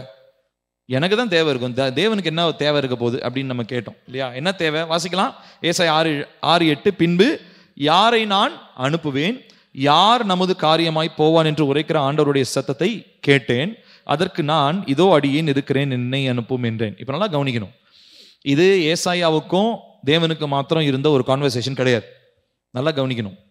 இந்த சத்தம், நல்லா கவனிங்க பாருங்க, இந்த சத்தம் தேவன் எங்க பேசுனால, யாரை நான் அனுப்புவேன், யார் நமது காரியமாய் போவான் என்று உரைக்கிற ஆண்டுடைய சத்தத்தை நான் கேட்டேன். அதற்கு நான். இப்போ தேவனுடைய சத்தம் பொதுவா கேட்டுச்சு. அதாவது அவரு வாயை திறந்து பேசினா எல்லாருக்குமே தான் கேட்கும். ஆனா ஒருத்தர், யார்? இந்த ஏசாயான்ற ஒருத்தர் தான் அந்த ஃப்ரீக்வன்சில அவைலபிளா இருந்தார். கர்த்தர் பேசுற அந்த சத்தத்தை கேட்கிற அளவுக்கு. ஆனா கர்த்தர் அந்த டைம்ல பேசினது எல்லார்கிட்டையும் தான் பேசினார். அந்த டைம்ல வேற மனுஷங்களா இருந்தாங்க. அவங்க கூட என்ன சொல்லியிருக்கலாம்? ஆண்டவரே இதோ நான் இருக்கிறேன், என்னை அனுப்பும்னு சொல்லியிருக்கலாம். ஆனா அவங்க எல்லாம் என்ன பண்ணல? அந்த டைம்ல சத்தத்தை கேட்கல. நான் சொல்றது புரியுதா? அதாவதுங்க, தேவன் எல்லார்ட்டையும் பேசிட்டு தான் இருக்கிறார். ஆனா அவருடைய சத்தத்தை தான் என்ன பண்ண முடியல, நம்மளால கேட்க முடியல. அதனால கர்த்தர் பேசலன்னு சொல்ல முடியாது. கர்த்தர் என்கிட்ட பேசவே மாட்டேன்றாருங்கலாம் கிடையாது. கர்த்தர் பேசிட்டு தான் இருக்கிறார். ஒருவேளை புதுசா சொல்லனாலும் பழசா அவர் சொன்னதை நீங்க செய்யாம விட்டுருந்தீங்கன்னா அதை சொல்லிக்கிட்டே தான் இருப்பார். நீங்க செய்யற வரைக்கும் சொல்லுவார். ஒரு காரியத்தை கர்த்தர் சொல்லியிருப்பாரு, நம்ம அது கீழ்ப்படியாம வேற ஒரு காரியத்தை பேசுங்க ஆண்டவரே, ஏன்னா கர்த்தர் பழசதான் கேட்பார். நீ அந்த ஒரு விஷயத்த சொன்னனே அதை செஞ்சியா அப்படின்னு கேட்பார். அப்போ கர்த்தர் பேசிட்டு தான் இருக்கிறாரு. ஆனா அவருடைய சத்தத்தை இங்க பாருங்க, அவர் பேசினாரு, ஆனா அவருடைய சத்தத்தை ஏசாயாவால மாத்திரம் தான் கேட்க முடிஞ்சது. ஏன்னா ஏசாயா மாத்திரம் தான் அந்த டைம்ல ஆயத்தமா இருந்தார். ஆயத்தமா இருந்ததுனாலதான் இந்த கேள்விக்கு உடனே அவர் யோசிக்காம பதில் சொல்றாரு. என்ன பதில் சொல்றாரு? இதோ நான் இருக்கிறேன், என்னை அனுப்பும். அவர் ரெடியா இருந்தார். தேவன் என்ன பேசினாலும் அதுக்கு நான் உடனே கீழ்ப்படிவேன் அப்படின்ற ஒரு ரெடினஸ் அவர்கிட்ட இருந்தது. இப்ப பாருங்க, இவ்விதமா கர்த்தருடைய சத்தம் வந்துட்டு தான் இருக்குது. ஆனா பதில் தருவதற்கு தான் ஆட்கள் இல்லை. கர்த்தருடைய சத்தம் வந்துகிட்டே இருக்கு, அழைப்பு வந்துகிட்டே இருக்குது. ஆனா பதில் தர்றதுக்கு ஆளு இல்லை. ஃபோன் கால் மாதிரி தான். ஃபோன் அடிச்சு ரிங்காய் என்ன ஆயிடுங்க, கடைசி என்ன சொல்லும்? கம்ப்யூட்டர் என்னங்க சொல்லும்? ரெக்கார்டர் வாய்ஸ் என்ன சொல்றோம்? நீங்கள் தொடர்பு கொள்ளும் வாடிக்கையாளர் உங்கள் அழைப்பை ஏற்கவில்லை. இன்னைக்கு ஆண்டவர் பேசுற சத்தம் அப்படிதான், இன்னைக்கு அப்படிதான் போயிடும். நம்ம கிட்ட அவர் அழைப்பு அழைச்சிட்டே இருக்கிறாரு. ஃபோன் பண்ணி ஒரு விஷயத்த சொல்லணும்னு நினைக்கிறாரு. ஆனா நம்ம என்ன, நம்ம பயங்கர பிஸியா இருக்கிறோம். அவரு ஃபோனை அடிச்சுட்டு போட்டோம், சைலண்ட்ல போட்டுரும் ஃபோனை. நம்ம ஃபோனை நம்ம பிசிக்கலா வச்சிருக்கிற ஃபோனை தான் சைலண்ட்ல போடணும். ஏன்னா அதுல தான் ஒரே நோட்டிபிகேஷன் டிங் டிங்னு வந்துகிட்டே கிடக்குது. அதை சைலண்ட்ல போட்டு கர்த்தர் கொடுக்கிறதான அந்த அழைப்பை கேட்க ஆரம்பிக்கும் போது அவர் பேசுகிற சத்தத்தை நம்மளால என்ன பண்ண முடியுங்க? கேட்க முடியும். ஸோ டோன்ட் ரிஜெக்ட் த கால். கர்த்தர் கொடுக்கிறதான அழைப்பை, ஆவியானவர் கொடுக்கிறதான அழைப்பை தயவு செய்து நிராகரிக்காதீர்கள். நிறைய நேரங்களில் நம்ம இவ்விதமா நிராகரிக்கும் போது அதுக்கப்புறம் கர்த்தாவே என்கிட்ட பேசுங்கன்னு சொல்லி சொன்னீங்கன்னா பேசுறதுக்கு அவருடைய ஃப்ரீக்வன்சியை கேட்கறதுக்கு ரொம்ப நேரம் ஆகும். ஸோ அதனால அந்த தப்பை மட்டும் செஞ்சிடவே கூடாது. நான் சொல்றது புரியுதா? இப்போ நீங்க கர்த்தர்கிட்ட ரொம்ப வைராக்கியமா ஒரு விஷயம் கேட்குறீங்க, அவரு சொல்றாரு. ஆனா சொல்ற விஷயத்த உங்களால செய்ய முடியல நீங்க நினைச்சுக்கிறீங்கன்னு வச்சுக்கோங்களேன். அப்புறம் என்ன பண்ணிடுவீங்க? அதை ஒதுக்கி தள்ளிடுன்னு வச்சுக்கோங்களேன். கர்த்தர் என்கிட்ட உதாரணத்துக்கு ஏதோ ஒரு விஷயம் செய்ய சொல்றாரு. ஆனா அந்த விஷயம் என்னை பொறுத்த வரைக்கும் அவர் செய்ய சொன்னார்னா கண்டிப்பா என்னால் செய்ய முடியும்ன்றனால தான் சொல்றாரு. ஆனா நான் என்ன நினைச்சுக்கிறேன்னா, இல்ல ஆண்டவரே இது ரொம்ப பெரிய விஷயம் நீங்க சொல்றது, என்னால இது செய்ய முடியாது அப்படின்னு சொல்லி சொன்னா எப்படிதான் நான் செய்வேன். ஆனா நான் திரும்ப செய்யறது எனக்கு ரொம்ப கஷ்டப்பட்டு வந்து செய்யணும். அதுக்கு ஒரு உதாரணம் யாருன்னா யோனா கிட்ட ஆண்டவர் என்ன சொன்னாரு? நினிவேக்கு போய் என்னுடைய வார்த்தைய சொல்லுனார். ஆனா இவன் என்ன பண்ணா? தர்சீசுக்கு ஏறி ஓடி போனான். ஆனாலும் கர்த்தருடைய சித்தம் நிறைவேறிச்சா? கண்டிப்பா நிறைவேறிச்சு. சொல்ல வேண்டிய வார்த்தை சொல்லிட்டான். ஆனா கப்பல்ல போய் தேவையில்லாம அல்லோலப்பட்டு மீனுடைய வயிற்றுக்குள்ள போய் மீனுடைய வயிற்றுக்குள்ள எவ்வளோ என்னென்னலாம் சாப்பிட்டுருக்கோம் அந்த மீன். அந்த நாத்தத்துல உட்காந்து அதுக்கப்புறம் வந்து பாருங்க எவ்வளோ கஷ்டப்பட்டு அப்புறம் வந்து திரும்ப அதே தான். அதுக்கு முதல்ல செஞ்சிருக்கலாமா? அப்ப பாருங்க, கர்த்தருடைய வார்த்தையை நம்ம தாட்டி நம்ம அதாவது நோன்னு சொல்லும் போதோ கீழ்ப்படியாம இருக்கும் போதோ நம்ம என்ன ஆயிடுவோம்னா கர்த்தருடைய அந்த வார்த்தை கீழ்ப்படியாம ஒரு திசைக்கு நம்ம போயிடுவோம். ஆனா அதுல நல்லா இருக்கும்னு நம்ம நினைப்போம். ஆனா அங்கேயும் முட்டி மோதி திரும்ப இங்க வருவோம். ஆனா இங்க வந்து சொல்லும் போது ரொம்ப கஷ்டமா இருக்கும். ஏன்னா அங்க பயங்கரமான பாடு வேதனைகள்லாம் அனுபவிச்சுட்டு அதுக்கப்புறம் நம்ம இங்க வந்திருப்போம். ஸோ அப்ப எப்பயுமே தாட்டி கால் வரும்போதே, தாட்டி அழைப்பு வரும்போதே நம்ம உடனே கர்த்தருடைய சத்தத்தை என்ன பண்ணிடணுங்க? கீழ்ப்படிஞ்சிடணும். ஏன்னா கர்த்தர் உங்ககிட்ட சொல்லும் போது உங்களுக்கு அதுக்கான எபிலிட்டி, அந்த ஸ்ட்ரென்த், நீங்க செய்யக்கூடிய அந்த தகுதி, அந்த செய்யக்கூடிய அந்த பலன் உங்ககிட்ட இருக்கான்னு பார்த்துட்டு தான் அவர்கிட்ட சொல்லுவார். ஸோ ஆகையினாலே அவர் சொல்லும் போது நம்ம என்ன பண்ணக்கூடாதுன்னு சொல்லி சொன்னா நம்ம கேள்வி கேட்கக்கூடாது. இல்ல ஆண்டவர் என்னால் முடியாது, என்னால் முடியாத ஒரு காரியத்தை நீங்க சொல்றீங்களே அப்படின்னு சொல்லி நம்ம என்ன பண்ணக்கூடாதுங்க? கேள்வி கேட்க கூடாது. ஸோ இவ்விதமா பரிசுத்த ஆவியானுடைய சத்தத்தை நம்ம கொஞ்சம் கொஞ்சமா நம்ம கேட்க நம்ம பழகணும். அவர் சொல்ற அவர் எடுத்த உடனே பெருசா போய் நேராக போய் இந்த நாள் போய் மு க ஸ்டாலின் போய் ஜோம் பண்ணிட்டோம்னா சொல்ல மாட்டார். அப்படிலாம் சொல்ல மாட்டார் ஆவியானவர் ஒரு நாள். ஸோ ஆவியானவர் எங்கன்னு தெரியுமா ஆரம்பிப்பாரு? உங்க வாழ்க்கையில சின்ன சின்ன காரியங்களை நீங்க சரி செய்வீங்க பாத்தீங்களா, இதுல இருந்து ஆரம்பிச்சுதான் பெரிய பெரிய காரியங்களை உங்களுக்கு தருவார். அபிஷேகத்தை பெற்ற உடனே நேரா போய் யாரையோ போய் பார்த்து ஜோம் பண்ணு, அவங்கள பார்த்து அதை செய்ய இதை செய்யலாம் பேச மாட்டார். அப்படி சொன்னுச்சுன்னா அது பிசாஸ். அப்படி சத்தம் வந்துச்சுன்னா அது பிசாசனுடைய சத்தம். நீங்க சின்ன சின்ன வார்த்தைகளை தான் கத்த ஆரம்பிப்பாரு. பேபி ஸ்டெப்ஸ்ன்னு சொல்லுவாங்க. சின்ன சின்ன குழந்தை அடி எடுத்து வைக்கிற மாதிரி தான் அந்த சின்ன சின்ன காரியங்களா இருக்கும். உதாரணத்திற்கு அது எங்க இருந்து ஆரம்பிக்கும் தெரியுமா? அதை செய் இதை செய்யலாம் சொல்ல மாட்டார் ஆவியானவர். முதல்ல எங்கன்னு தெரியுமா ஆரம்பிப்பாரு? இந்த காரியத்தை செய்யாதன்னு சொல்ல ஆரம்பிப்பார். ஒரு சில பழக்க வழக்கத்தை வாழ்க்கையில் நம்ம சரீரத்தை விட்டு வெளியேற்ற சொல்லுவார். ஒரு சில நபரோட பேச வேணான்னு சொல்லுவார். ஒரு சில விஷயத்தை செய்ய வேணான்னு சொல்லுவார். இதுக்கு நீங்க கீழ்ப்படிஞ்சிங்கன்னா தான் என்னத்தை செய்யணும்னு சொல்லுவார்.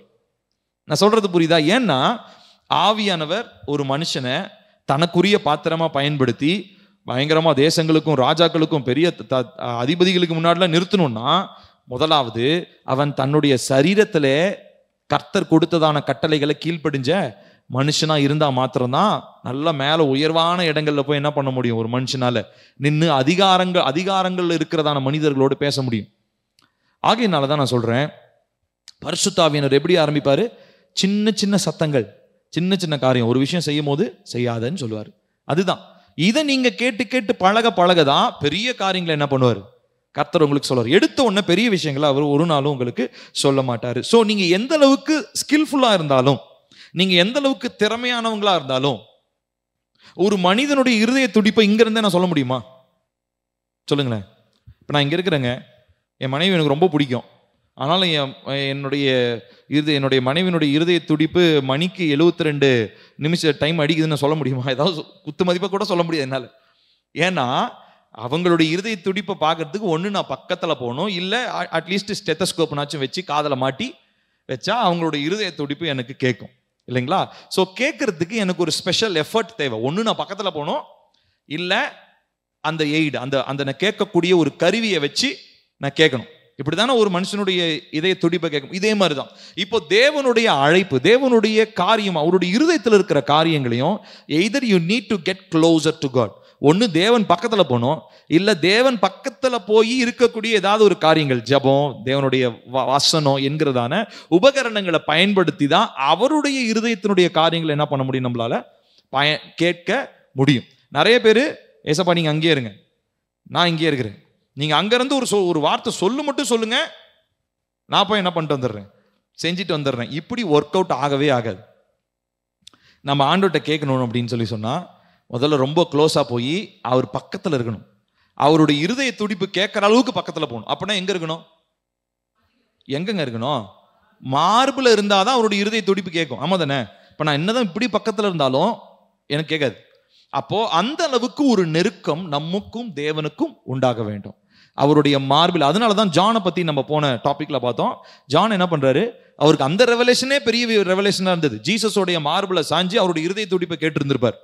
அடுத்ததா சுவிசேஷத்தை எழுதினார், அடுத்ததா நிருபங்கள் எழுதினார். ஆனா அது பத்தாதுன்ட்டு வெளிப்படுத்தின விசேஷத்துக்காக ஆண்டவர் என்ன பண்றாரு, இன்னும் உயரமா வாடா, இன்னும் மேலவா, இது பத்தாது, நான் இப்ப இருக்கிற லெவல்ல உனக்கு நான் கொடுக்குற ரெவலேஷன் உனக்கு புரியாது, அதனால என்ன பண்ண, இன்னும் மேலவா அப்படின்னு சொல்லி சொல்றாரு இல்லையா? அப்ப அதே போலதான் நம்ம எல்லாருடைய வாழ்க்கையிலுமே பரிசுத்த ஆவியானவர், அதாவது தேவன் பரிசுத்த ஆவியானவர் மூலமாய் சொல்லுகிறதான அந்த காரியங்களை கேட்பதற்கு நாம் மிகவும் அவர் அருகில் வர வேண்டும். அந்த அழைப்பின் சத்தம், அந்த கால், அந்த அழைப்பின் சத்தத்தை கேட்கறதுக்கு அவருடைய நெருக்கமாக, அவர் பக்கத்துல நம்ம நெருங்கி வர வேண்டியது அவசியமாக இருக்கிறது. சோ இந்த நாட்களிலே பரிசுத்த ஆவியானவர் பிரதானமா, பொதுவா நம்ம எல்லாருக்கும் சொல்றேன், உங்க ஒவ்வொருத்தருக்கும் தனிப்பட்ட விதத்துல இருக்கலாம், ஆனா பிரதானமா நம்ம எல்லார்கிட்டையும் கர்த்தர் கொடுக்கிற ஒரு அழைப்பு என்ன தெரியுங்களா? இப்போ இருக்கக்கூடிய இந்த சந்ததியில ஏசப்பாவனுடைய மார்பு பக்கம் வர்றவங்க யாருமே இல்லை. உண்மையா சொல்றேன். இப்ப கிறிஸ்தவங்க இருக்காங்க பாத்தீங்களா, இந்த கிறிஸ்தவங்கள்ல ஏசப்பாவனுடைய மார்புல சாஞ்சிக்கக்கூடிய அந்த அளவுக்கு ஆசைப்படுறவங்க யாருமே இன்னைக்கு இல்லை. ஆனா அப்படிப்பட்டவங்களை தான் தேவன் முதல்ல எதிர்பார்க்கிறார். ஸோ இந்த தலைமுறையில நல்லா, இந்த தலைமுறைனா இப்போ நம்ம வாழ்ந்துட்டு இருக்கிற இந்த உலகத்துல, இந்த இப்ப இருக்கிறதான பிள்ளைங்களாம் வளர்ந்து பெரிய பிள்ளைங்களா ஆவாங்க இல்லைங்களா, இந்த ஜெனரேஷன்ல தேவனுக்கு அருகில போய் அவருடைய இருதய துடிப்பை கேட்கிற அளவுக்கு அந்த நெருக்கத்துக்கு வர்றதுக்கு இன்னைக்கு யாருமே இல்லை. ஆனா அப்படிப்பட்டவங்களா உங்களை உருவாக்கணும், என்ன உருவாக்கணும்ன்றது தான் தேவனுடைய விருப்பமா இருக்கு. ஒவ்வொரு ஜெனரேஷன்லயும் ஒவ்வொரு தலைமுறையிலையும் பாத்தீங்கன்னா கர்த்தர் நல்ல வல்லமையான ஊழியக்காரங்களாம் எழுப்பினார். ஆனா அப்ப எழுப்பப்பட்ட ஊழியக்காரங்க அப்ப இருந்த பாப்புலேஷனுக்கு ஓகே. இப்பதான் ஜனத்தொகை பெருகிடுச்சே, இப்ப ஜனத்தொகை பயங்கரமா பெருகிடுச்சு. இப்போ வெறும் ஒரு ஊழியக்காரெல்லாம் பத்தாது, நிறைய பேர் வேணும். அந்த நிறைய பேரும் யாருடைய சத்தத்தை கேட்கணும்? தேவனுடைய இருதய துடிப்பின் சத்தத்தை கேட்கிறவங்களா இருக்கணும். அப்போ நீங்க நல்லா புரிஞ்சுக்கோங்க, இந்த நம்ம வாழக்கூடியதான இந்த தலைமுறையில என் மூலமெல்லாம் பயங்கரமா அட்டூழியம், அநியாயம், பாவம் எல்லாம் பெருகிட்டு இருக்குது. ஆனா தேவன் உங்களையும் என்னை எதுக்காக பரிசுத்தப்படுத்தி இந்த இடத்துல உட்கார வச்சிருக்காரு தெரியுமா? அவருடைய மார்பில சாஞ்சி அவருடைய இருதய துடிப்பினுடைய சத்தத்தை கேட்கறதுக்கு. அந்த இப்ப இருக்கிற தலைமுறை நீங்க என்ன வேணா பண்ணிட்டு இருக்கலாம். நீங்க வேலைக்கு போயிருக்கலாம், நிறைய பேர் லீவ் போட்டு வந்திருக்கிறீங்க, வேலைக்கு போயிருந்திருக்கலாம், படிக்க போயிருந்திருக்கலாம், ஃப்ரெண்டு கிட்ட போயிருக்கலாம், ஏதோ ஒன்று பண்ணியிருந்திருக்கலாம். ஆனா எதுக்கு இங்க வந்தீங்க? ஏன்னா ஆண்டவர் உங்களை ஏதோ ஒரு விதத்துல உங்களுக்கே தெரியாம நீங்க அந்த அந்த சாய்ஸ், தேவனுடைய அந்த அந்த அந்த அந்த தீர்மானத்துக்குள்ள வந்துட்டீங்க. என்ன தீர்மானம் தெரியுமா? என் மேல சாஞ்சி கொண்டு என்னுடைய இருதய துடிப்பை நீ கேளு. ஸோ இப்போ இருக்கிற தலைமுறையில கர்த்தருடைய இருதய துடிப்பை கேட்கிறவங்க வந்து ரொம்ப ரொம்ப கம்மியா இருக்கிறாங்க. இந்த அழைப்பு பரிசுத்த ஆவியானவர் கொடுக்கிறது, இந்த அழைப்பை ஏற்றுக்கொள்றவங்க ரொம்ப ரொம்ப கம்மி. இப்ப நம்ம ஒரு விரலிட்டு எண்ணிற அளவுக்கு தான் நம்ம இங்க இருக்கிறோம். ஆனா இந்த மக்களை, நம்ம இருக்கிற நம்ம சபை மக்களை, நம்ம கூட ஆன்லைன்ல இணைஞ்சிருக்கிறவங்க, இவங்களை கர்த்தர் என்ன பண்ண போறாரு தெரியுமா?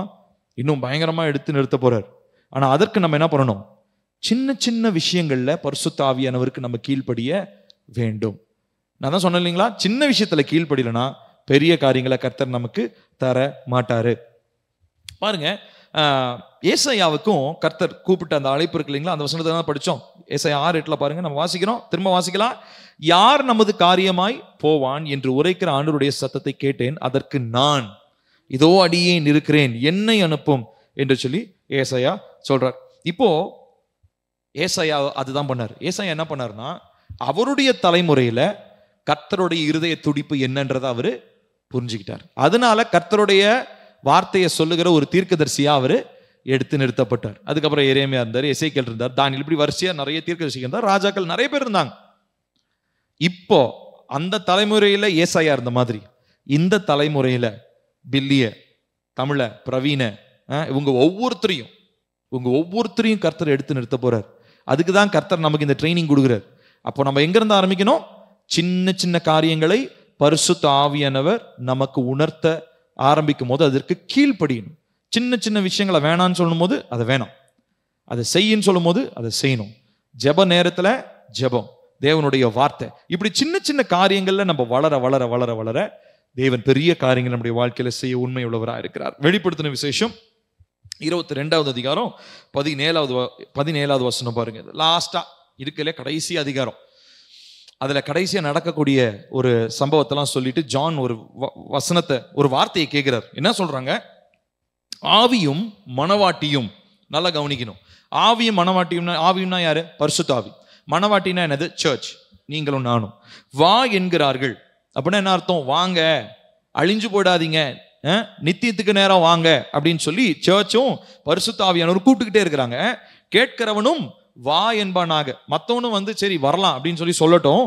தாகமாய் இருக்கிறவன் வரக்கடவன், விருப்பம் உள்ளவன் ஜீவ தண்ணீரை இலவசமாக வாங்கி கொள்ள கடவன். அப்போ இதுதான் இந்த நாட்களிலே பரிசுத்த ஆவியானவர் நமக்கு கொடுக்கிறதான அந்த கால், அந்த அழைப்பு என்ன தெரியுங்களா? கம் க்ளோசர், பக்கத்துல வா.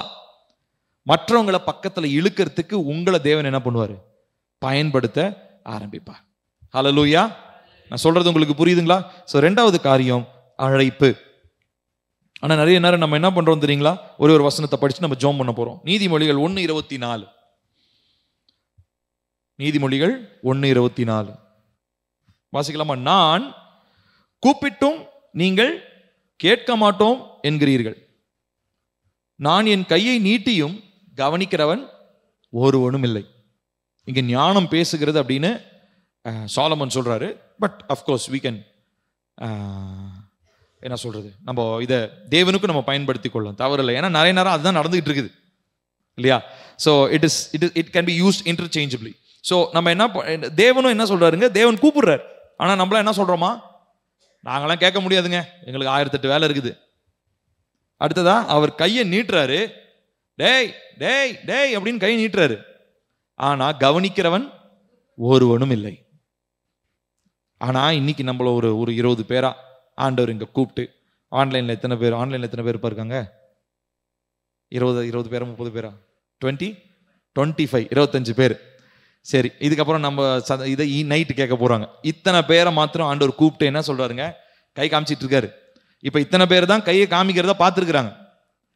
கை காமிச்சிட்டு ஒருவேளை வர்றதும் உங்க தீர்மானம் தான், இல்ல அவர் ஏதோ பொழப்பு இல்லாம கை காமிச்சிட்டு இருக்காரு, நம்ம பாட்டுக்கு நம்ம வேலையை பார்த்துட்டு போவோம் அப்படின்னு இருக்காங்க நிறைய பேர். நம்ம சர்ச்சில் எல்லாரும் வரல, இல்லையா? நம்ம சர்ச்லயே எல்லாரும் இந்த ஜபத்தை கேட்கறாங்களான்னு நமக்கு தெரியல.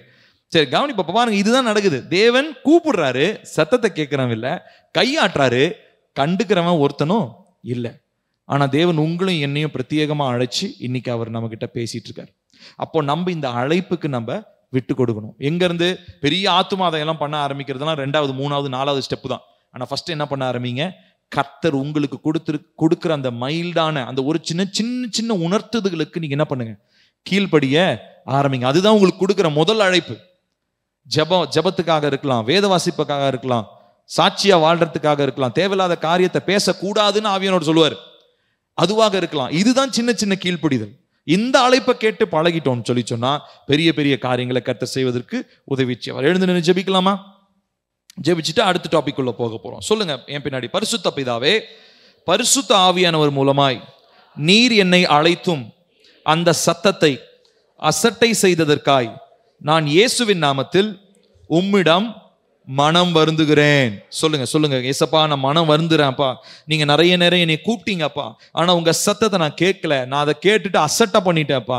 இப்பொழுது இயேசுவின் நாமத்தினாலே அந்த ஆண்டவரே நான் மனம் வருந்தி உங்களிடத்துல நான் மன்னிப்பு கேட்கிறேன். ஏசப்பா என்னை தயவாய் மன்னிங்க. நீங்க நிறைய விஷயங்களை செய்ய வேணான்னு சொன்னீங்க, நிறைய விஷயங்களை செய்யக்கூடாதுன்னு சொன்னீங்க, நிறைய விஷயங்களை இங்க போகாத, இதை பார்க்காத, இதை பேசாதன்னா நிறைய விஷயம் சொன்னீங்க. ஆனா அது எல்லாமே நான் மீறிட்டேன், அசட்டை பண்ணிட்டேன் உங்க சத்தத்தை. அதனால இப்பொழுது அதுக்காக நான் மனம் வருந்துகிறேன். உங்க ரத்தத்தினால என்னை கழுவி பரிசுத்தமாக்குங்கப்பா. அடுத்ததாக சொல்லுவோம், தேவனே நீர் கூப்பிட்டும் உம்முடைய சத்தத்தை கேட்க முடியாத எல்லா தடைகளையும் அசுத்தங்களையும் வல்லமையுள்ள இயேசுவின் நாமத்தினால் என் வாழ்க்கையை விட்டு வெளியேற்றுகிறேன். சொல்லுங்க சொல்லுங்க, எல்லாரும் வாயை திறந்து சொல்லுங்க. கர்த்தாவே, நீங்க கூப்பிடுற உங்க சத்தத்தை கேட்க முடியாதபடி எங்க வாழ்க்கையில் இருக்கிற எல்லா தடைகள் இயேசுவின் நாமத்தினால் எங்களுடைய எல்லைகளை விட்டு வெளியேறுவதாக, எங்கள் செவிகளை விட்டு வெளியேறுவதாக. கர்த்தருடைய வார்த்தைக்கு இணங்க முடியாம, கீழ்ப்படிய முடியாம இருக்கிறதான எல்லா தடைகளும், எல்லா விதமான அசுத்தங்களும் எங்களுடைய வாழ்க்கையை விட்டு, எங்களுடைய எல்லைகளை விட்டு, எங்களுடைய சரீரத்தை விட்டு, மூளை பகுதியை விட்டு, இருதயத்தின் அறைகளை விட்டு இயேசுவின் நாமத்தினால வெளியேறுவதாக. அசுத்தங்கள் வெளியேறட்டும், தடைகள் வெளியேறட்டும். கர்த்தர் கூப்பிடுகிறதான அவருடைய அந்த சத்தத்தை கேட்கிறதற்கு கர்த்தர் எனக்கு உதவி செய்வீராக. அடுத்ததாக சொல்லுவோம், தேவனே பரிசுத்த ஆவியானவர் கூப்பிடும் அந்த சத்தத்தை கேட்டு அழைப்பை ஏற்று கீழ்ப்படியக்கூடிய எல்லா கிருபைகளையும் இயேசுவின் நாமத்தில் நான் தேவ சமூகத்திலிருந்து பெற்றுக்கொள்கிறேன். ஆமென். சொல்லுங்க, கர்த்தாவே நீங்க இனிமே கூப்பிட ஆரம்பிக்கும் போது உங்களுக்கு நான் கீழ்ப்படுகிற அந்த இருதயத்தை எனக்கு தாங்க, அந்த கிருபை எனக்கு தாங்க ஆண்டவரே. I need grace Lord. எனக்கு கிருபை வேண்டும். உங்க சத்தத்துக்கு நான் விட்டு கொடுக்கணும், உங்க சத்தத்தை நான் கீழ்ப்படியணும் ஆண்டவரே. எனக்கு அந்த மிகுந்த கிருபை வேணும். கேளுங்க எல்லாரும் வாயை திறந்து, எனக்கு மிகுந்த கிருபை வேண்டும் ஆண்டவரே. உங்க சத்தத்தை நான் உதாசீனப்படுத்தக்கூடாது, உங்க சத்தத்தை நான் அசட்டை பண்ணிடக்கூடாது ஆண்டவரே. அப்பா, எத்தனையோ காரியத்துக்கு நான் கிருபையை வாங்கி வாங்கி கிருபையை நான் வீணடிச்சிட்டேன், பாவம் செஞ்சு கிருபையை நான் வீணடிச்சிட்டேன், அசுத்தமா வாழ்ந்து கிருபையை வீணடிச்சிட்டேன், பரிசுத்தமா வாழாம கிருபையை வீணடிச்சிட்டேன். ஆனா இப்போ அப்பா உங்க சத்தத்தை கேட்கறதுக்காக நான் கிருபையை கேட்கிறேன்ப்பா. கர்த்தர் எங்க மேல தயவா இருங்க, அந்த மிகுந்த கிருபை எங்களுக்கு தாங்கப்பா. எங்களுக்கு அப்பா உம்முடைய வார்த்தையை கேட்டு உங்க அழைப்பை ஏற்று கீழ்ப்படியக்கூடிய அந்த கிருபை எங்களுக்கு இயேசுவின் நாமத்தினாலே நாங்கள் பெற்றுக்கொள்கிறோம்.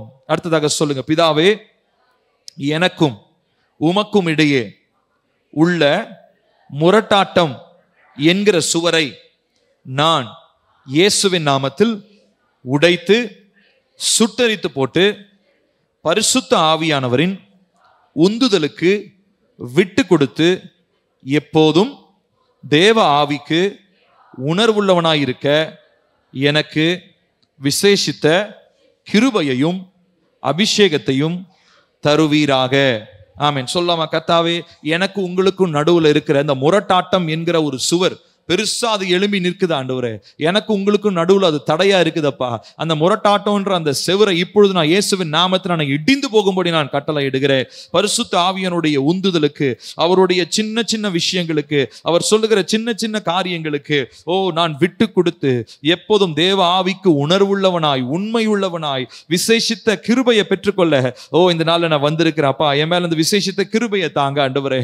உங்க சத்தத்திற்கு கீழ்ப்படுகிறது அந்த கிருபையை தாங்க, உணர்வுள்ள உள்ளவனா இருக்கிற அந்த கிருபையை தாங்க, அந்த அபிஷேகத்தை எனக்கு தாங்க ஆண்டவரே. நாங்க இந்த நாட்களிலே பரிசுத்த ஆவியினுடைய அழைப்பை கேட்டு நாங்க அதிலே நடக்க கீழ்ப்படிய, முரட்டாட்டம் என்கிறதான சுவர் எங்களுடைய வாழ்க்கையை விட்டு நீங்க நீக்கி போடுங்க ஆண்டவரே. எங்களுக்கு உமக்கும் நடுவுல அந்த முரட்டாட்டம் என்கிற பெருமை என்கிறதான இந்த மாம்சம் என்கிறதான அந்த சுவர் இயேசுவின் நாமத்தினால நீங்கி போகும்படி நாங்கள் ஜெபிக்கிறோம். இயேசுவின் நாமத்தில் கேட்கிறோம் பிதாவே, ஆமென் ஆமென். உட்காருவோம்.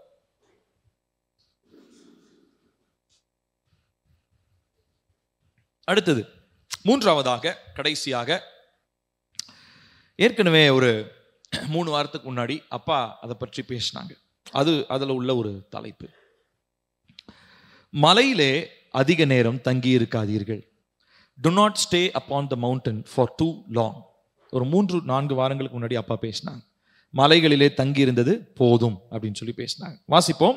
உபாகமம் 1வது அதிகாரம் 6-7 வசனங்கள்.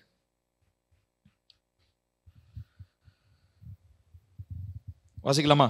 ஓரேபிலே நம்முடைய தேவனாகிய கர்த்தர் நம்மோட சொன்னது என்னவென்றால், நீங்கள் இந்த மலை அருகே தங்கி இருந்தது போதும். நீங்கள் திரும்ப பிரயாணம் புறப்பட்டு எமோரியரின் மலை நாட்டிற்கும் அதற்கு அடுத்த எல்லா சமனான வெளிகளிலும் குன்றுகளிலும் பள்ளத்தாக்குகளிலும் தென் திசையிலும் கடலோரத்திலும் இருக்கிற கானானியரின் தேசத்துக்கு, லீபனோனுக்கும் ஐபராத்து நதி என்னும் பெரிய நதி வரைக்கும் போங்கள். இவங்களை கர்த்தர் எங்க அழைச்சாரு? கானானுக்கு. ஆனால் இவங்க என்ன பண்ணாங்கன்னா எப்ரோன் அப்படின்ற ஒரு மலைக்கு வந்தாங்க. இவங்களுக்கு இங்கேயே மைண்டு செட் ஆயிடுச்சு.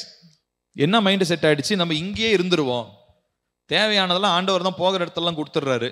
ஒன்றுமே சாப்பாடு இல்லைன்னா காடையை கொடுக்குறாரு, நான்வெஜ் கொடுக்குறாரு, தண்ணி இல்லைன்னா கடலை பிளந்து உள்ள இருந்து தண்ணியை கொடுக்குறாரு. அதனால என்ன பண்ணுவோம்? எங்க இருந்தாலும் நமக்கு சோறு போடுறாரு அவரு, நமக்கு சோறு தான் முக்கியம். அதனால இங்கேயே இருந்துருவோம், எப்ரோன்லேயே இருந்துருவோம். ஆனா எப்ரோன்றது அவங்க அழைக்கப்பட்ட இடம் கிடையாது. கர்த்தர் அவங்களை எங்க அழைச்சிருக்கிறாரு? கானானுக்கு அழைச்சிருக்கிறார். ஆனா அவங்க எங்க இருக்கிறாங்க? இப்போ எப்ரோன்லேயே இருக்கிறாங்க. இப்போ எப்ரோன்லேயே இருக்கும்போது ஆண்டவர் அவங்கள பார்த்து சொல்றாரு, ஓரேபிலே நம்முடைய தேவனாகிய கர்த்தர் நம்மோடு சொன்னது என்னவென்றால், நீங்கள் இந்த மலை அருகே தங்கி இருந்தது போதும். அப்போ இவங்களுடைய வாழ்க்கையில இவங்க என்ன பண்றாங்க அப்படின்னு சொல்லி பார்த்தா, இந்த ஓரேப் அப்படின்றது ஒரு தற்காலிகமான ஒரு இடம் தான், அவங்களுடைய நிரந்தரமான இடம் கிடையாது. ஆனா தற்காலிகமா கர்த்தர் கூட்டிட்டு போற ஒரு சில பாதைகளிலே நாம் நின்று விடுகிறோம். இதுவும் நம்ம முதல்ல பேசின அந்த டாபிக்கும் ஒரே மாதிரி தான் கிட்டத்தட்ட. அது படி சொன்னேன் இல்லைங்களா? படி 4வது படியிலே நம்ம நேடுறோம், மாட்டிட்டு நிற்கிறோம். அதே மாதிரி தான் நம்மளுடைய வளர்ச்சியில கிட்டத்தட்ட அதுவும் இதுவும் ஒரே மாதிரி தான். பட் இது வேற ஒரு பெர்ஸ்பெக்டிவ், வேற ஒரு கண்ணோட்டத்தில் பார்க்க போறோம். இது என்ன அப்படின்னா, நம்ம நிறைய நேரம் கர்த்தர் நமக்கு கொடுக்கிறதான அந்த வசதிகள் இல்லை ஆசீர்வாதங்கள், கர்த்தர் நமக்கு கொடுக்கிறதான ஒரு சில விசேஷித்த கிருபைகள், இதை மாத்திரம் பார்த்துக்கிட்டு, ஆண்டவரே நான் எதிர்பார்த்தது என்னமோ சின்னதுதான், ஆனால் நீங்க பெருசா கொடுத்துட்டீங்க அப்படின்னு சொல்லிட்டு அதுலயே உட்காந்துடுறோம். ஆனா காடுடைய தேவனுடைய இன்டென்ஷன், அவருடைய நோக்கம் என்னன்னா, இதிலும் பெரிதான காரியங்களை தருவதுதான் தேவனுடைய நோக்கம். அப்போ நம்மளுடைய எண்ணங்கள் ரொம்ப சின்னதாகவும் குறுகியதாகவும் இருக்கும் பொழுது கர்த்தர் வைத்திருக்கிறதான ஆசீர்வாதத்தை நம்மளால என்ன பண்ண முடியாது? பார்க்க முடியாது. கர்த்தருடைய ஆசீர்வாதத்தை மாத்திரமே கண்ணோக்கிட்டு இருக்கணும்னு அவசியம் கிடையாது. ஆனா கர்த்தர் சொல்ற வழியில நம்ம நடக்கும் பொழுது ஆசீர்வாதங்களை யாராலையும் தடுத்து நிறுத்தவே முடியாது. நான் சொல்றது புரியுதா? ஸோ அப்போ ஆசீர்வாதம்னா அப்படியே பயங்கரமா ஒரு வீட்டுக்கு பதிலாக 4 வீடு, இந்த ஆசீர்வாதம் பத்தி நான் சொல்ல. இன்னைக்கு நிறைய பேர் அப்படி இருக்கிறாங்க. அன்னைக்கு ஒரு நாள் ஒரு ஊழியக்காரை பார்த்து ஷாக் ஆயிட்டாங்க. அவர் இந்த ப்ராஸ்பரிட்டி பேசுறவர். ப்ராஸ்பரிட்டினா இருக்குல்ல, பயங்கர அல்ட்ரா ப்ராஸ்பரிட்டி பேசுறது. இவ்வளோ மொத்த இவ்வளோ மொத்தங்க, லிட்டரலா சொல்றேன், நல்லா ஒரு 2 இன்ச் இருக்கும் தங்க செயின் இப்படி போட்டுட்டு இருக்காரு. 10 விரலையும் 10 மோதிரம். இந்த மாதிரி உங்களுக்கு வேணுமா?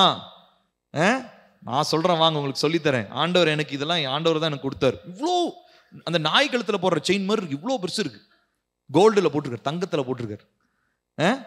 நான் மட்டும் போட்டுட்டு இருந்தா நியாயம் இல்லைங்க, நீங்களும் போடணும். வாங்க உங்களுக்கு ட்ரிக் சொல்லித்தரேன். நல்ல கோல்டு செயின், நல்லா 10 விரல்லையும் 10 மோதிரம், பிரேஸ்லெட்டு கையில போட்டு பயங்கரமா பேசிட்டு இருக்காரு மனுஷன். இப்போ பார்த்தோன்னா யோசிச்சேன், பாருங்க எப்படிலாம் பிசாசு. அங்கேயும் பார்த்தீங்கன்னா அல்லேலூயா ஆமென் சோத்திரம், இயேசு தான் தராரு. அங்கேயும் ஆவியானவர் தான் இருக்கிறாரு. எல்லாம் அதுதான் நம்ம பண்ற மாதிரி தானே பண்றாங்க. அதுக்கு இதுக்கும் ஒன்றும் வித்தியாசம் இல்லையேன்னு நினைச்சோம்னா கதை முடிஞ்சு போச்சு. போய் அவங்க வெட்டுற கூலியில நம்மளும் போய் சேர்ந்து விழுந்துருவோம். ஆனா நம்ம ரொம்ப ரொம்ப ஜாக்கிரதையா இருக்கணும். பாருங்க, தேவன் இஸ்ரவேலருக்கு கானான் என்கிற தேசத்துல ஒரு ஆசீர்வாதத்தை வச்சிருந்தார். நல்லா கவனிக்கணும்.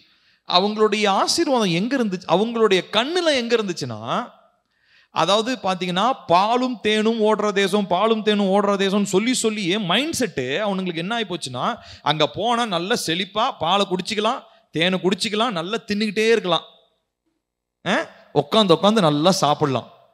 ஆனா என்ன மைண்ட் செட் போயிடுச்சு தெரியுமா? அங்க போனா தேவனுடைய வார்த்தைக்கு கீழ்ப்படியணும், அவர் சொன்ன மாதிரி விக்கிரகங்களை வணங்க கூடாதுன்ற மைண்ட் செட்டே போயிடுச்சு அவனுங்களுக்கு. புரியுதுங்களா? இப்போ ஓரேப்ல நடந்த பிரச்சனை அதுதான். ஓரேப்ல இருந்து அவன் கானானுக்கு போறது பெரிய விஷயம் இல்லை. ஏன்னா அங்க போய் சாப்பிட்றத இங்கேயும் சாப்பிட்றான். சரிங்களா? அங்க நேச்சுரலா ஆண்டவர் கொடுக்க போறாரு, இங்க சூப்பர் நேச்சுரலா பரலோகத்துல இருந்து வருது. ஓரேப்ல, கானான்ல ஆண்டவர் நேச்சுரலாவே எல்லா ஃபெசிலிட்டிஸும் உருவாக்கி வச்சிருந்தார்.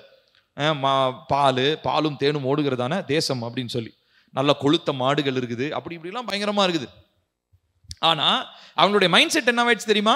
இங்க இருந்தாலும் சாப்பாடு, அங்க இருந்தாலும் சாப்பாடு, நமக்கு தேவை சாப்பாடு தான். கர்த்தருடைய வார்த்தைக்கு கை கொள்ளணுன்றது அவங்களுடைய மனநிலையிலேயே இல்லை. அவங்களுடைய மனநிலையில அது அப்படியே எரேசே ஆயிடுச்சு. ஏன்னா இவர் வேற, மோசே வேற அடிக்கடி எங்கேயாவது ஜபத்துக்கு போனாருன்னா 40 நாள் 50 நாள் அங்கேயே டென்ட் போட்டு உட்காந்துருவாரு, திரும்ப ரிட்டர்ன் வர மாட்டேன்றாரு. அதனால இவனுக்கு என்ன பண்ணிடுறானுங்க, ஆகும்னா அந்த தங்க கன்றுக்குட்டியை செஞ்சானுங்க.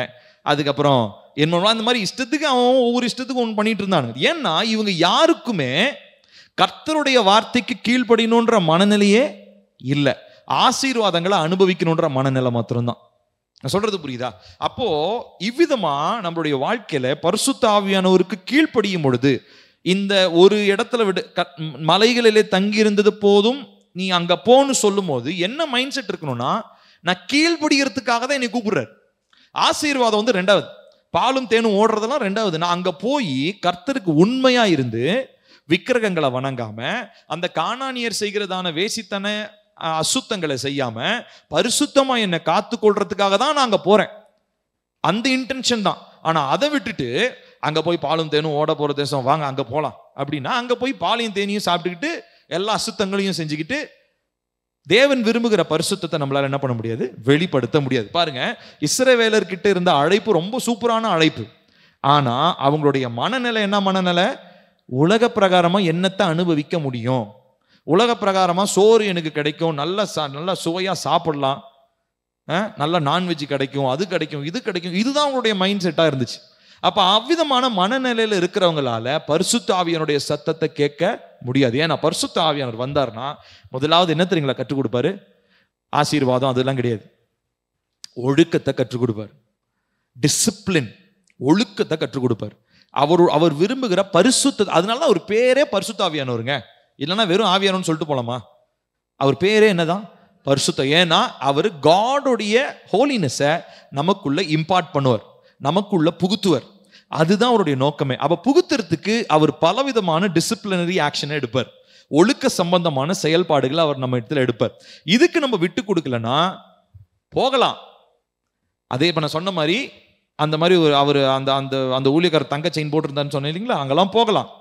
ஆனா போய் கானான் தேசம் மாதிரி நல்ல செழிப்பா இருக்கும், ஆனா பாவம் செஞ்சுட்டு தான் இருப்போம். இன்னொரு ரொம்ப பிளண்டான ஒரு மிஸ்டேக் என்னன்னா, அங்க ஆவியானவர் இருக்க மாட்டார், அங்க வேற ஆவி இருக்கும். அங்க இயேசு சொல்லுவாங்க, எல்லாம் சொல்லுவாங்க, இயேசு நாமத்திலே ஜெபிக்கிறோம் பிதாவையும் சொல்லுவாங்க, திருத்துவ தேவனை கூட அவங்க பயன்படுத்துவாங்க. ஆனா கண்டிப்பா ஆவியானவர் அங்க பேச மாட்டார். ஏன்னா ஆவியானவர் பேசினார்னா அவர் எதை பத்தி தான் முதல்ல ப்ரையாரிட்டைஸ் பண்ணுவார் தெரியுமா? பரிசுத்தத்தையும் ஒழுக்கத்தையும் அவருடைய வார்த்தைக்கு கீழ்ப்படிவதையும் தான் அவர் எப்பயுமே அவர் முக்கியத்துவப்படுத்தி பேசுவார். இப்போ இந்த ஓரேபு மலையில இவங்க தங்கி இருந்த பொழுது கர்த்தர் அவங்க கிட்ட சொன்ன ஒரு காரியம், போதுண்டா நீங்க தங்கி இருந்தது, நீங்க எல்லாரும் என்ன பண்ணுங்க, சமனான வெளிகளுக்கும் குன்றுகளுக்கும் பள்ளத்தாக்குகளுக்கும் நீங்க போங்க அப்படின்னு சொல்லி. சோ கர்த்தர் இவங்களுக்கு கொடுத்திருக்கிறதான அந்த தேசத்தை அவர்கள் சுதந்திரிக்க வேண்டியது மிகவும் மிகவும் அவசியமாக இருந்தது.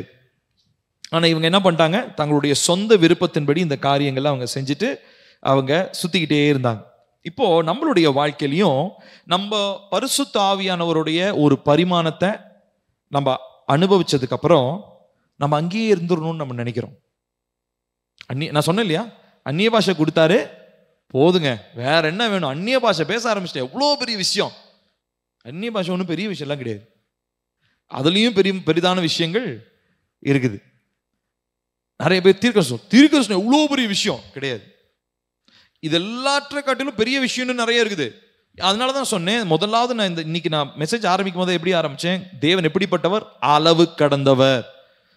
அவருடைய ஐஸ்வர்யம், ஞானம், அறிவு என்பவைகளுடைய ஆழங்கள் எப்படிப்பட்டவைகள், ஆராய்ந்து முடியாதவைகள். அப்போ அவருடைய டீப்பர் ரெவலேஷனுக்குள்ள நம்ம போகணும். டீப்பர் ரெவலேஷனை போய் தப்பான கோட்பாடு உருவாக்குறதுக்காக கிடையாது. ரெவலேஷன்னா இன்னைக்கு நிறைய பேர் தப்பா புரிஞ்சுக்கிறாங்க. ரெவலேஷன்னா இவன் வந்து புதுசா ஏதோ கள்ள உபதேசம் பண்றதுக்காக வந்துட்டான் போல அப்படின்னு. அந்த ரெவலேஷன் கிடையாது. கள்ள உபதேசம் பண்ற ரெவலேஷன் கிடையாது. உங்களை உங்க குடும்பத்தை குறிச்சு, உங்களுடைய மறைந்திருக்கிறதான அநேக பிசாசனுடைய தந்திரங்களை குறிச்சு, வரப்போகிற காலங்களிலே தேவன் வைத்திருக்கிற திட்டங்கள், உங்களை குறித்து வைத்திருக்கிற திட்டங்கள், சபையை குறித்து வச்சிருக்கிற திட்டங்கள், இது எல்லாவற்றையும் கர்த்தர் வெளிப்படுத்துவார். இதுதான் நம்ம என்னன்னு சொல்றோம்? வெளிப்பாடு, ரெவலேஷன் அப்படின்னு சொல்லி சொல்றோம். ஸோ ரெவலேஷன்ன்றது என்னுடைய பேசிக்கான என்னுடைய ஒழுக்க சம்பந்தமானதா கூட இருக்கலாம். எல்லா நேரமும் உங்களை பத்தி தான் இருக்கணும்னு அவசியம் இல்லை. கர்த்தர் என்னை பத்தி பேசுவார். நீ இந்த விஷயத்துல சரியாகு, இப்படி உன்னுடைய விஷயம் இருக்குதே, நீ இதை சரிப்படுத்துன்னு சொல்லி எனக்கு வெளிப்படுத்துறது பேரும் என்னதான்? வெளிப்பாடு தான். நான் சொல்றது புரியுதுங்களா? ஸோ வெளிப்பாடுனா என்னமோ பெருசா ஒரு பரிசுத்தவான் வந்துட்டாரு அப்படின்ற ஒரு எண்ணம் உருவாக்கப்படுறது கிடையாது. அவன் சாதாரணமான மனுஷன்தான். ஆனா அவரு ஏதோ ஒரு கிரயத்தை செலுத்தி அந்த நிலையில வந்து வெளிப்பாடுகளை பெற்றுக்கொண்டு இருப்பார். ஸோ அப்ப நமக்கு நம்ம புரிந்து கொள்ள வேண்டிய ஒரு காரியம், ஓரேபிலே நாம் இருந்தது போதும். ஹல்லேலூயா. எல்லாரும் உங்க நெஞ்சு மேல கை வச்சு சொல்லுங்க, நானு இந்த நாளிலே பரிசுத்த ஆவியானவரோடு இப்பொழுது இருக்கிற இந்த ஆவிக்குரிய நிலையில் நான் இருந்தது போதும். இனி நான் வளர ஆரம்பிக்க போறேன். நீங்க இந்த நாள் இது ஒரு தீர்மானமா நீங்க இதை எடுக்கணும். பரிசுத்த ஆவியானவரே, நான் ஒரே இடத்துல சும்மானா இருந்தது போதும். நான் ஒரே இடத்துல நான் சும்மானா இருந்தது போதும். உங்க சத்தத்தை கேட்டேன், அந்நிய பாஷை பேசினேன், தீர்க்கதரிசனம் சொன்னேன்னு சொல்லிட்டு இதுலயே இருந்தது போதும். நான் இன்னும் வளரணும். எனக்கு நிறைய வெளிப்பாடுகள் வேணும். என் சந்ததியை பத்தி நீங்க என்கிட்ட பேசணும், என் குடும்பத்தை பத்தி பேசணும், ஏன் என்னைய பத்தி பேசுங்க. என்கிட்ட இன்னும் நிறைய மறைஞ்சிருக்கலாம், அதை எனக்கு வெளிப்படுத்துங்க. இந்த வெளிப்பாடுகளை எனக்கு தாங்கன்னு சொல்லி நாம் கர்த்தரிடத்துல நாம் கேட்க வேண்டியது அவசியமாக இருக்கிறது. இப்போ பாருங்க, நிறைய பேருடைய வாழ்க்கையில அந்நிய பாஷை, நான் சொன்னேன் அந்நிய பாஷை பெற்றுக்கொள்ளணும்னு நினைப்பாங்க. அந்நிய பாஷை பெற்றுக்கொண்டதுக்கு அப்புறம் அந்நிய பாஷையில பேசி ஜெபம் பண்ணுவாங்க. ஆனா வாழ்க்கை அப்படியே தான் இருக்கும். வாழ்க்கை மாறவே மாறாது. வாழ்க்கை மாறாம அந்நிய பாஷை பேசி என்ன பிரயோஜனம்? பிரயோஜனமே கிடையாது. ஸோ நம்ம அந்நிய பாஷையை பற்றி நம்ம இன்னும் டீப்பாக நம்ம பேச போகிறோம். மேபி அடுத்து வருகிற வாரத்தில், நமக்கு அடுத்த வாரம் தான் ஃபைனல். ஸோ அந்த வாரத்தில் கண்டிப்பாக நம்ம அந்நிய பாஷையை பற்றி நம்ம பேச போகிறோம். ஆனால் அந்நிய பாஷை மாத்திரமே நம்முடைய எண்டு கிடையாது. அந்நிய பாஷை நிறைய பெண்டிகோஸ்டல்ஸ், நிறைய இந்த பெந்தேகோஸ்தே சபைக்கு போகிறவங்க, நல்ல ஆவிக்குரிய வளர்ச்சியில் வளர்றவங்களுக்கு அது வந்து ஒரு ஃபைனல் பாயிண்ட்னு நினச்சிக்கிறாங்க. ஆனால் கிடையவே கிடையாது. நம்ம எல்லாருமே அதையும் தாண்டி வியாக்கியானங்களுக்காக நம்ம ஜெபிக்கணும், தீர்க்க தரிசனங்களுக்காக ஜெபிக்கணும், வெளிப்பாடுகளுக்காக நாம் ஜெபிக்க வேண்டியது அவசியமாக இருக்கிறது. ஸோ பரிசுத்த ஆவியானவர் உங்களுக்குள்ள வந்துட்டாருன்ற ஒரு அடையாளம் தான் அந்நிய பாஷை. ஸோ ஆகையினாலே இவ்விதமாய் நாம் அடுத்த பரிமாணங்களுக்குள்ளாக, பரிசுத்த ஆவியானவர் நம்மை அழைத்து செல்லுகிற அடுத்த பரிமாணங்களுக்குள்ளாக நம்ம போக வேண்டியது அவசியமா இருக்கிறது. அடுத்த டைமென்ஷனுக்குள்ள நம்ம போக வேண்டியது அவசியமாக இருக்கிறது. ஸோ இந்த நாட்களிலே நாம் இருக்கக்கூடிய இந்த இடத்திலே நாம் இருக்கக்கூடாது. நாம் இங்கிருந்து திருப்தியாக போவது இல்லை. நம்ம இன்னும் அதிகமாக நாம் வளர வேண்டியது அவசியமாக இருக்கிறது. ஸோ இந்த நாட்களில் நிறைய பேர் அந்நிய பாஷை பேசுறதுன்ற மலையிலேயே ரொம்ப நேரம் தங்கிட்டீங்க. நிறைய பேர் இவங்க ஓரேபில் தங்கின மாதிரி நம்ம எல்லாம் அந்நிய பாஷை பேசுறன்ற மலையிலேயே தங்கிட்டோம். நிறைய பேர் தீர்க்கதரிசனம் பேசுறன்ற அந்த மலையிலேயே தங்கிட்டோம். நிறைய நேரம் நான் பரிசுத்தமாக இருந்தால் போதும், மற்றவங்களை பற்றி எனக்கு கவலை இல்லை அப்படின்ற ஒரு இந்த மலையிலேயே தங்கிட்டோம். இப்படி ஆளாளுக்கு ஒரு மலையில் உட்காந்துக்கிட்டு இருக்கிறோம். இப்போ நம்ம எல்லாரும் கிளம்பி எங்கே போகணுமா? கானான் தேசத்துக்கு போகணுமா? அந்த தேவன் வச்சிருக்கிற ஆசீர்வாதத்துக்கு நேராக போகணுமா? தேவன் அங்கே போய் இன்னும் நிறைய காரியங்கள் நமக்கு என்ன பண்ண போறாரு? கற்றுத்தர போறாரு. அங்க இருக்கிற நிறைய மேன்மைகளை நம்ம பார்க்க போறோம். கர்த்தர் நமக்காக அங்க நிறைய காரியங்களை உருவாக்கி வச்சிருக்கிறார். நமக்காக தான் பிரத்யேகமா அந்த கானான் தேசத்தை நமக்காக தான் வச்சிருக்கிறார். ஸோ மேன்மையான ஒரு காரியங்கள் நமக்காக வைக்கப்பட்டிருக்கும் பொழுது ஓரேபிலே நம்ம உட்காந்துக்கிட்டு எனக்கு இது போதும் அது போதும் அப்படின்னு சொல்றது நியாயமான ஒரு காரியம் இல்லவே இல்லை. ஒரே ஒரு பகுதியை நம்ம வாசிக்கலாம் பாருங்க. 2 ராஜாக்கள் 4வது அதிகாரம் 24வது வசனம். இங்க சூனேமியாள் அப்படின்ற ஒரு ஊரினுடைய ஒரு லேடி இருக்காங்க. அந்த லேடி, அந்த இன்சிடென்ட் மட்டும் நான் சொல்லிடுறேன். 4:24 அந்த லேடிக்கு வந்து குழந்தை இல்லை. ஆனால் இவர் தீர்க்கதரிசி போகிறார். தீர்க்கதரிசி போய் என்ன பண்ணுறாரு அப்படின்னு சொல்லி சொன்னால், எலியா தீர்க்கதரிசி போயிட்டு என்ன பண்ணுறாருன்னு சொல்லி சொன்னால், அந்த அம்மாவுக்கு ஜோம் பண்ணுறாரு. அப்புறம் குழந்தை பிறகுது. குழந்தை நல்லா ஓரளவுக்கு பெரியவனாக மாறிடுறான். பெரியவனாக வந்ததுக்கப்புறம் அந்த குழந்தை அப்புறம் இவர் கிளம்பி போயிடுறாரு. ஆனால் திடீர்னு ஒரு நாள் என்ன ஆச்சுன்னா, அந்த பையன் வந்து பிறந்த குழந்தை அவங்க அப்பா கூட தோட்டத்தில் எலிசா. ஸோ அந்த பையன் வந்து அவங்க அப்பா கூட வேலை செஞ்சிட்டு இருக்கான். வேலை செஞ்சிட்டு இருக்கும்போது என்ன ஆச்சுன்னா, திடீர்னு தலை வலிக்குது அப்படின்றான். தலை வலிக்குதுன்னு வீட்டுக்கு போகிறான். போய் அவங்க அம்மா மடியில் பார்த்து அப்படியே செத்து போயிட்டான். என்னன்னே தெரில. உடனே அந்த அம்மா பாருங்க, அந்த அம்மா பண்ண ஒரு காரியம்தான். 23ஆம் வசனத்துக்கு போங்களேன், அங்கேருந்தே வாசிப்போம். அப்பொழுது அவன்னா அந்த சூனியமியாளனுடைய ஹஸ்பண்ட் அவர் கேட்குறாங்க, இது அமாவாசையும் அல்ல ஓய்வு நாளும் அல்லவே, நீ இன்றைக்கு அவரிடத்திற்கு போக வேண்டியது என்ன என்று கேட்க சொன்னான். அதற்கு அவள், எல்லாம் சரிதான், நான் போக வேண்டி இருக்கிறது என்று சொல்லி அனுப்பி, அடுத்த வசனம், கழுதையின் மேல் சேணம் வைத்து ஏறி தன் வேலைக்காரனை நோக்கி, இதை ஓட்டி கொண்டு போ, நான் உனக்கு சொன்னால் ஒழிய போகிற வழியில் எங்கும் ஓட்டத்தை நிறுத்தாதே என்று சொல்லி புறப்பட்டு கர்மேல் பர்வதத்தில் இருக்கிற தேவனுடைய மனுஷனிடத்திற்கு போனாள். தேவனுடைய மனுஷன் தூரத்திலே அவளை வர கண்டு தன் வேலைக்காரனாகிய கேயாசியை பார்த்து, அதோ சூனேமியால் வருகிறாள் அப்படின்னு சொல்லி சொல்றார். போதும், இப்ப கவனிக்கணும். இப்ப பையன் செத்துட்டான்.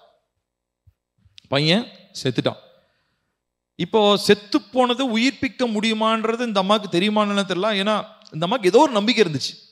ஆனா அந்த நம்பிக்கையில அவங்க என்ன பண்றாங்க, இப்போ தங்களுக்கு குறிக்கிறதான எல்லா காரியத்தையும் ரெடி பண்ணிக்கிட்டு அவங்க ஹஸ்பண்ட் என்ன திடீர்னு போற இல்லைங்க, அவங்க ஹஸ்பண்ட் கூட சொல்ல என்ன பண்றாங்க, திடீர்னு கிளம்பி இவங்க கழுதையின் மேல் சேனம் வச்சு யாரை போய் பார்க்க போறாங்க, அந்த தீர்க்கதரிசி போய் பார்க்க போறாங்க. இப்ப தீர்க்கதரிசி என்ன சொல்றாரு அப்படின்னு சொல்லி சொன்னா, இப்ப பாருங்க, தீர்க்கதரிசியை போற வழியில் அதுதான் கவனிக்கணும். தீர்க்கதரிசி போற வழியில் என்ன நடக்குது, கர்மேல் நல்ல உயரமான ஒரு மலை. இப்ப she has to travel upwards. அந்த மலைக்கு மேல அவங்க ஏற வேண்டியது அவசியமா இருக்குது. ஏன்னா இங்க ஒரு பிரச்சனை நடந்துச்சு. இப்ப இந்த பிரச்சனைக்கு தீர்வு அங்க இருக்க அந்த மனுஷனாலதான் வர முடியும். இப்ப என்ன நடக்குது தெரியுமா, அதுக்கப்புறம் போய் சொல்றாங்க, இந்த அம்மா போய் சொல்றாங்க தீர்க்கதரிசிட்ட, இந்த மாதிரிங்க என் பையன் இறந்துட்டான். உடனே அவர் என்ன சொல்றாரு, கேயாசிக்கிட்ட நான் என் குச்சி கொடுக்குறேன், குச்சி எடுத்துட்டு போய் உன் பையன் மேல வெயி, அவனுக்கு உயிர் வந்துடும். அந்த அம்மா, குச்சி கிச்சிலாம் வேணாம், நீங்க தான் வரணும்னு காலில் விழுந்து அந்த அம்மா அழுகுது. உடனே இவர் வர்றாரு, தீர்க்கதரிசி வர்றாரு. வீட்டுக்கு வந்த உடனே அங்கே பார்த்தா குழந்தை செத்து போய் பெட்டில் படுக்க வச்சிருக்காங்க.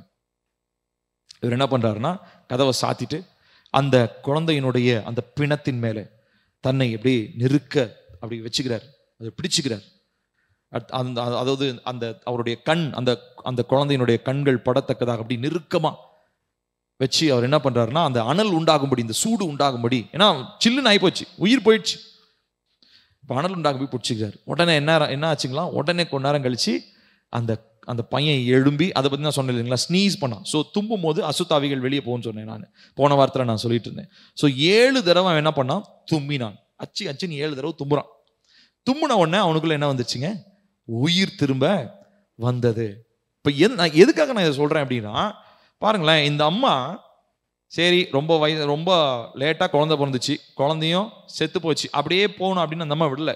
அந்த அம்மா என்ன பண்றாங்க, she took an extra step, ஒரு முயற்சி போட்டு அந்த கர்மேல் மலையின் மேலே ஏறி அவரை போய் வருந்தி அவரை கூப்பிட்டு வாங்க அப்படின்னு சொல்லி அதுக்கப்புறம் வந்து இத்தனை விஷயம் நடந்ததுக்கு அப்புறம் தான் அந்த அம்மா தன்னுடைய மகனை என்ன பண்ணிக்கொண்டாங்க, உயிரோட அவங்க பெற்றுக்கொண்டாங்க. So she has to take a step. அவங்க ஒரு படி, அதாவது முயற்சி அவங்க செய்ய வேண்டியது ரொம்ப ரொம்ப அவசியமாக இருந்தது. ஸோ இந்த ஓரேபுல இருந்து போறது சாதாரண காரியம் கிடையாது. இதுக்கு ஒரு முயற்சி தேவைப்படுகிறது.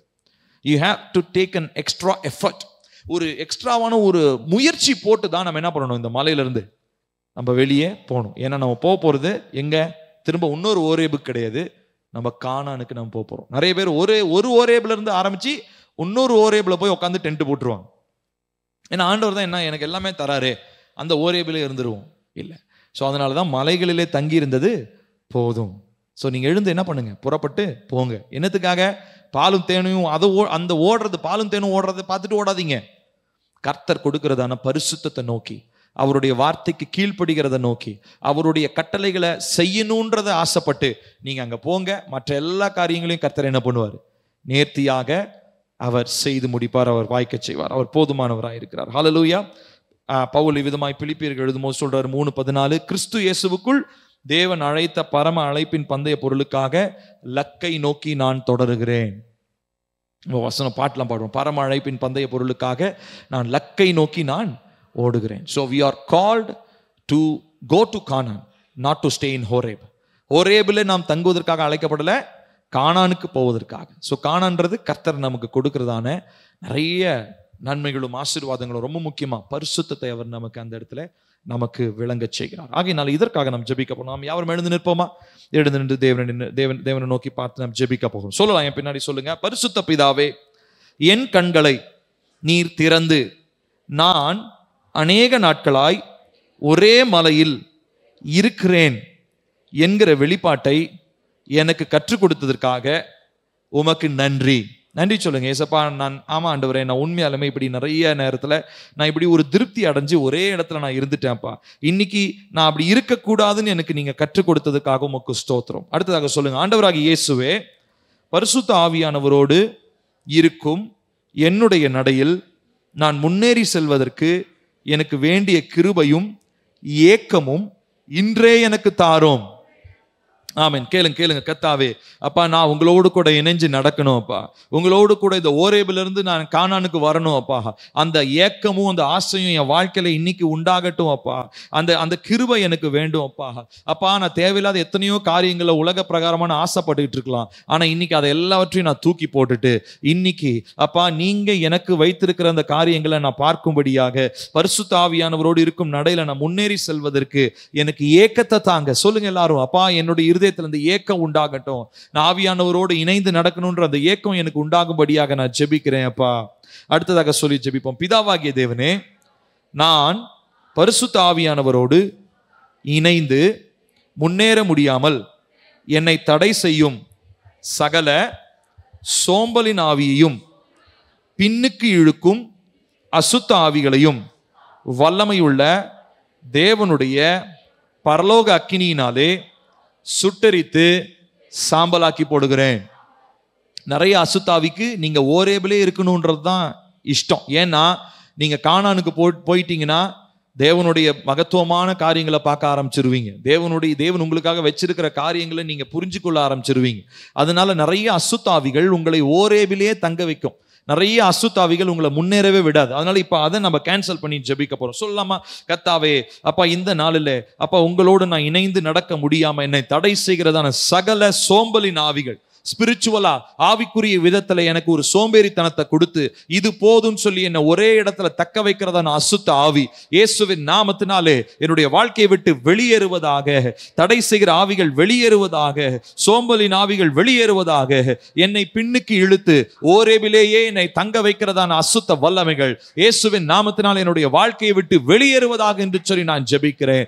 கர்த்தர் எனக்காக வைத்திருக்கிற இந்த பிரயாணத்துல நான் கர்த்தர் எனக்கு வைத்திருக்கிற கானானை சுதந்தரிக்கும் அளவும் என்னுடைய ஓட்டத்தை நான் நிறுத்த போவது இல்லை.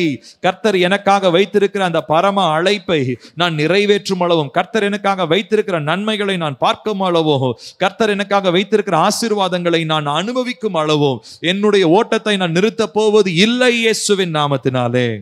ஹல்லேலூயா. அடுத்ததாக சொல்வோம். பிதாவே, நான் பரிசுத்த ஆவியானவரோடு முன்னேறி நகர்ந்து செல்வதற்கு தேவையான அக்கினியினாலே இப்பொழுதே என்னை இயேசுவின் நாமத்தில் நிரப்புங்க.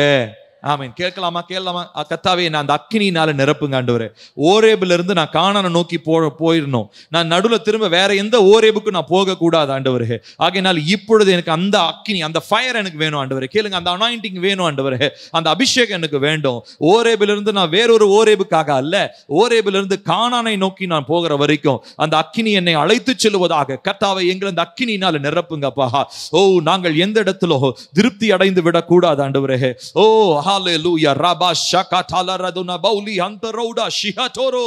இயேசுவின் நாமத்தினாலே ஜெபிக்கிறோம் இந்த நாளிலே அப்பா உம்முடைய வார்த்தையை கேட்டு அந்த அக்கினிக்காக விசேஷமாய் ஜெபித்துக் கொண்டிருக்கிற ஒவ்வொரு மேலோ அந்த அக்கினியை நீங்க ஊற்றுங்க. ஓஹோ அப்பா அவங்கள் ஆவிக்குரிய விதத்திலே திருப்தி அடைந்து விடாத ஒரு அக்கினி, ஆவிக்குரிய விதத்திலே அவர்களை ஒவ்வொரு நாளும் தட்டி எழுப்புகிற அக்கினி, ஆவிக்குரிய விதத்திலே ஆவிக்குரிய வாழ்க்கையில கர்த்தருக்காக இன்னும் நான் ஓடணும்ன்ற அந்த விசேஷித்த அந்த அபிஷேகத்தை கொடுக்கிற அக்கினி இப்பொழுது உம்முடைய பிள்ளைகளுடைய உச்சத்தில் அந்த உள்ளங்கால் வரைக்கும் இறங்கும்படி நான் ஜெபிக்கிறேன். இந்த நேம் ஆஃப் ஜீசஸ். நாங்கள் எங்கேயும் எந்த ஓரேபில் நாங்கள் இனி தங்கி இருக்க போவது இல்லை. நாங்கள் எந்த ஓரேப் மலையில் நாங்கள் தங்கி இருக்க போவது இல்லை. நாங்கள் கானானை நோக்கி நாங்கள் போக போகிறோம். கானானை நோக்கி நாங்கள் போக போகிறோம். கர்த்தர் எங்களுக்கு வைத்திருக்கிற ஆசீர்வாதங்களை நோக்கி நாங்கள் போக போகிறோம். நாங்கள் எங்கும் தடைப்பட்டு நிற்க போவது இல்லை என்று சொல்லி இயேசுவின் நாமத்தினாலே ஜெபிக்கிறோம். அடுத்ததாக, எனக்குள் இருக்கும் தேவ ஆவியின் ஆழமான பரிமாணங்களை நான் அறிந்து கொள்ள எனக்கு கண்களை திறந்தருளும் என்று இயேசுவின் நாமத்தில் ஜெபிக்கிறேன். ஆமென். கேட்கலாமா? கர்த்தாவே அப்பா நிறைய காரியங்களை என் மனசுக்குள்ள இன்னும் அந்த ஆழங்கள்ல நீங்க வச்சிருக்கிறீங்கப்பா. உம்மை குறித்ததான காரியங்கள் என்னுடைய மனதின் ஆழங்களில் இருக்கிறது. அதையெல்லாம் நான் ஆராய்ஞ்சு பார்க்கணும். ஆவியானுடைய அந்த பரிமாணங்களை நான் பார்க்கணும். ஆண்டவரே, lord take me into the deeper dimensions of the holy spirit. பரிசுத்த ஆவியானுடைய ஆழத்திற்குள்ளாக என்னை அழைத்து செல்லுங்க. உம்முடைய ஞானம், உம்முடைய அறிவு, அது எவ்வளவு ஆச்சரியமானவைகள், அவை அளவிடப்பட முடியாதவைகள் என்று உம்முடைய வார்த்தை சொல்லுகிறது. அதன்படி இந்த நாளில் நாங்கள் ஜெபிக்கிறோம். ஆண்டவரே, ஆழமான காரியங்களுக்குள்ளாக கர்த்தர் எங்களை அழைத்து செல்வீராக. Lord, help us to ascend. Help us to ascend into the realms, Lord. Help us to ascend into the new dimensions that you have for us, Lord. எங்களுக்காக கர்த்தர் வைத்திருக்கிறதான அந்த ஆழமான பரிமாணங்களுக்குள்ளாக நாங்கள் வரும்படியாக, நாங்கள் நுழையும்படியாக இந்த நாளில் விசேஷித்த கிருபையை நாங்கள் கேட்கிறோம். எல்லாரும் வாயை திறந்து கேட்கலாமா? கர்த்தாவே, விசேஷித்த கிருபை எங்களுக்கு தாங்கப்பா. விசேஷித்த கிருபை எங்களுக்கு தாங்க ஆண்டவரே. உமோடு கூட நாங்கள் இன்னும் அதிகமாய் வளர, இன்னும் புதிய காரியங்களை கற்றுக்கொள்ள கர்த்தாவே நீர் எங்களுக்கு விசேஷமான அந்த கிருபையை தாருங்க. விசேஷித்த அபிஷேகத்தை எங்களுக்கு தாங்கப்பா. ஹல்லேலூயா, ஹல்லேலூயா, ஹல்லேலூயா. கர்த்தாவே, உமக்கு நாங்கள் நன்றி சொல்லுகிறோம். உமக்கு நாங்கள் நன்றி சொல்லுகிறோம் அப்பா. ஹல்லேலூயா. உமக்கு நாங்கள் நன்றி சொல்லுகிறோம், நன்றி சொல்லுகிறோம், நன்றி சொல்லுகிறோம். உம்முடைய விசேஷித்த அபிஷேகம் எங்களை காத்துக்கொள்ளட்டும். உம்முடைய விசேஷித்த அபிஷேகம் எங்களை நிரப்பட்டும் ஆண்டவரே. நாங்கள் ஓரேபிலே தங்கி இருக்க போவது இல்லை. சொல்லுங்க எல்லாரும் வாயை திறந்து. கர்த்தாவே, நாங்கள் ஓரேபிலே தங்கி இருக்க போவது இல்லை. நீர் எங்களுக்காக வைத்திருக்கிற பாதைகளிலே நாங்கள் நடக்க போகிறோம். ஹல்லேலூயா, ஹல்லேலூயா, ஹல்லேலூயா, ஹல்லேலூயா. ஸ்தோத்திரம், ஸ்தோத்திரம், ஸ்தோத்திரம்.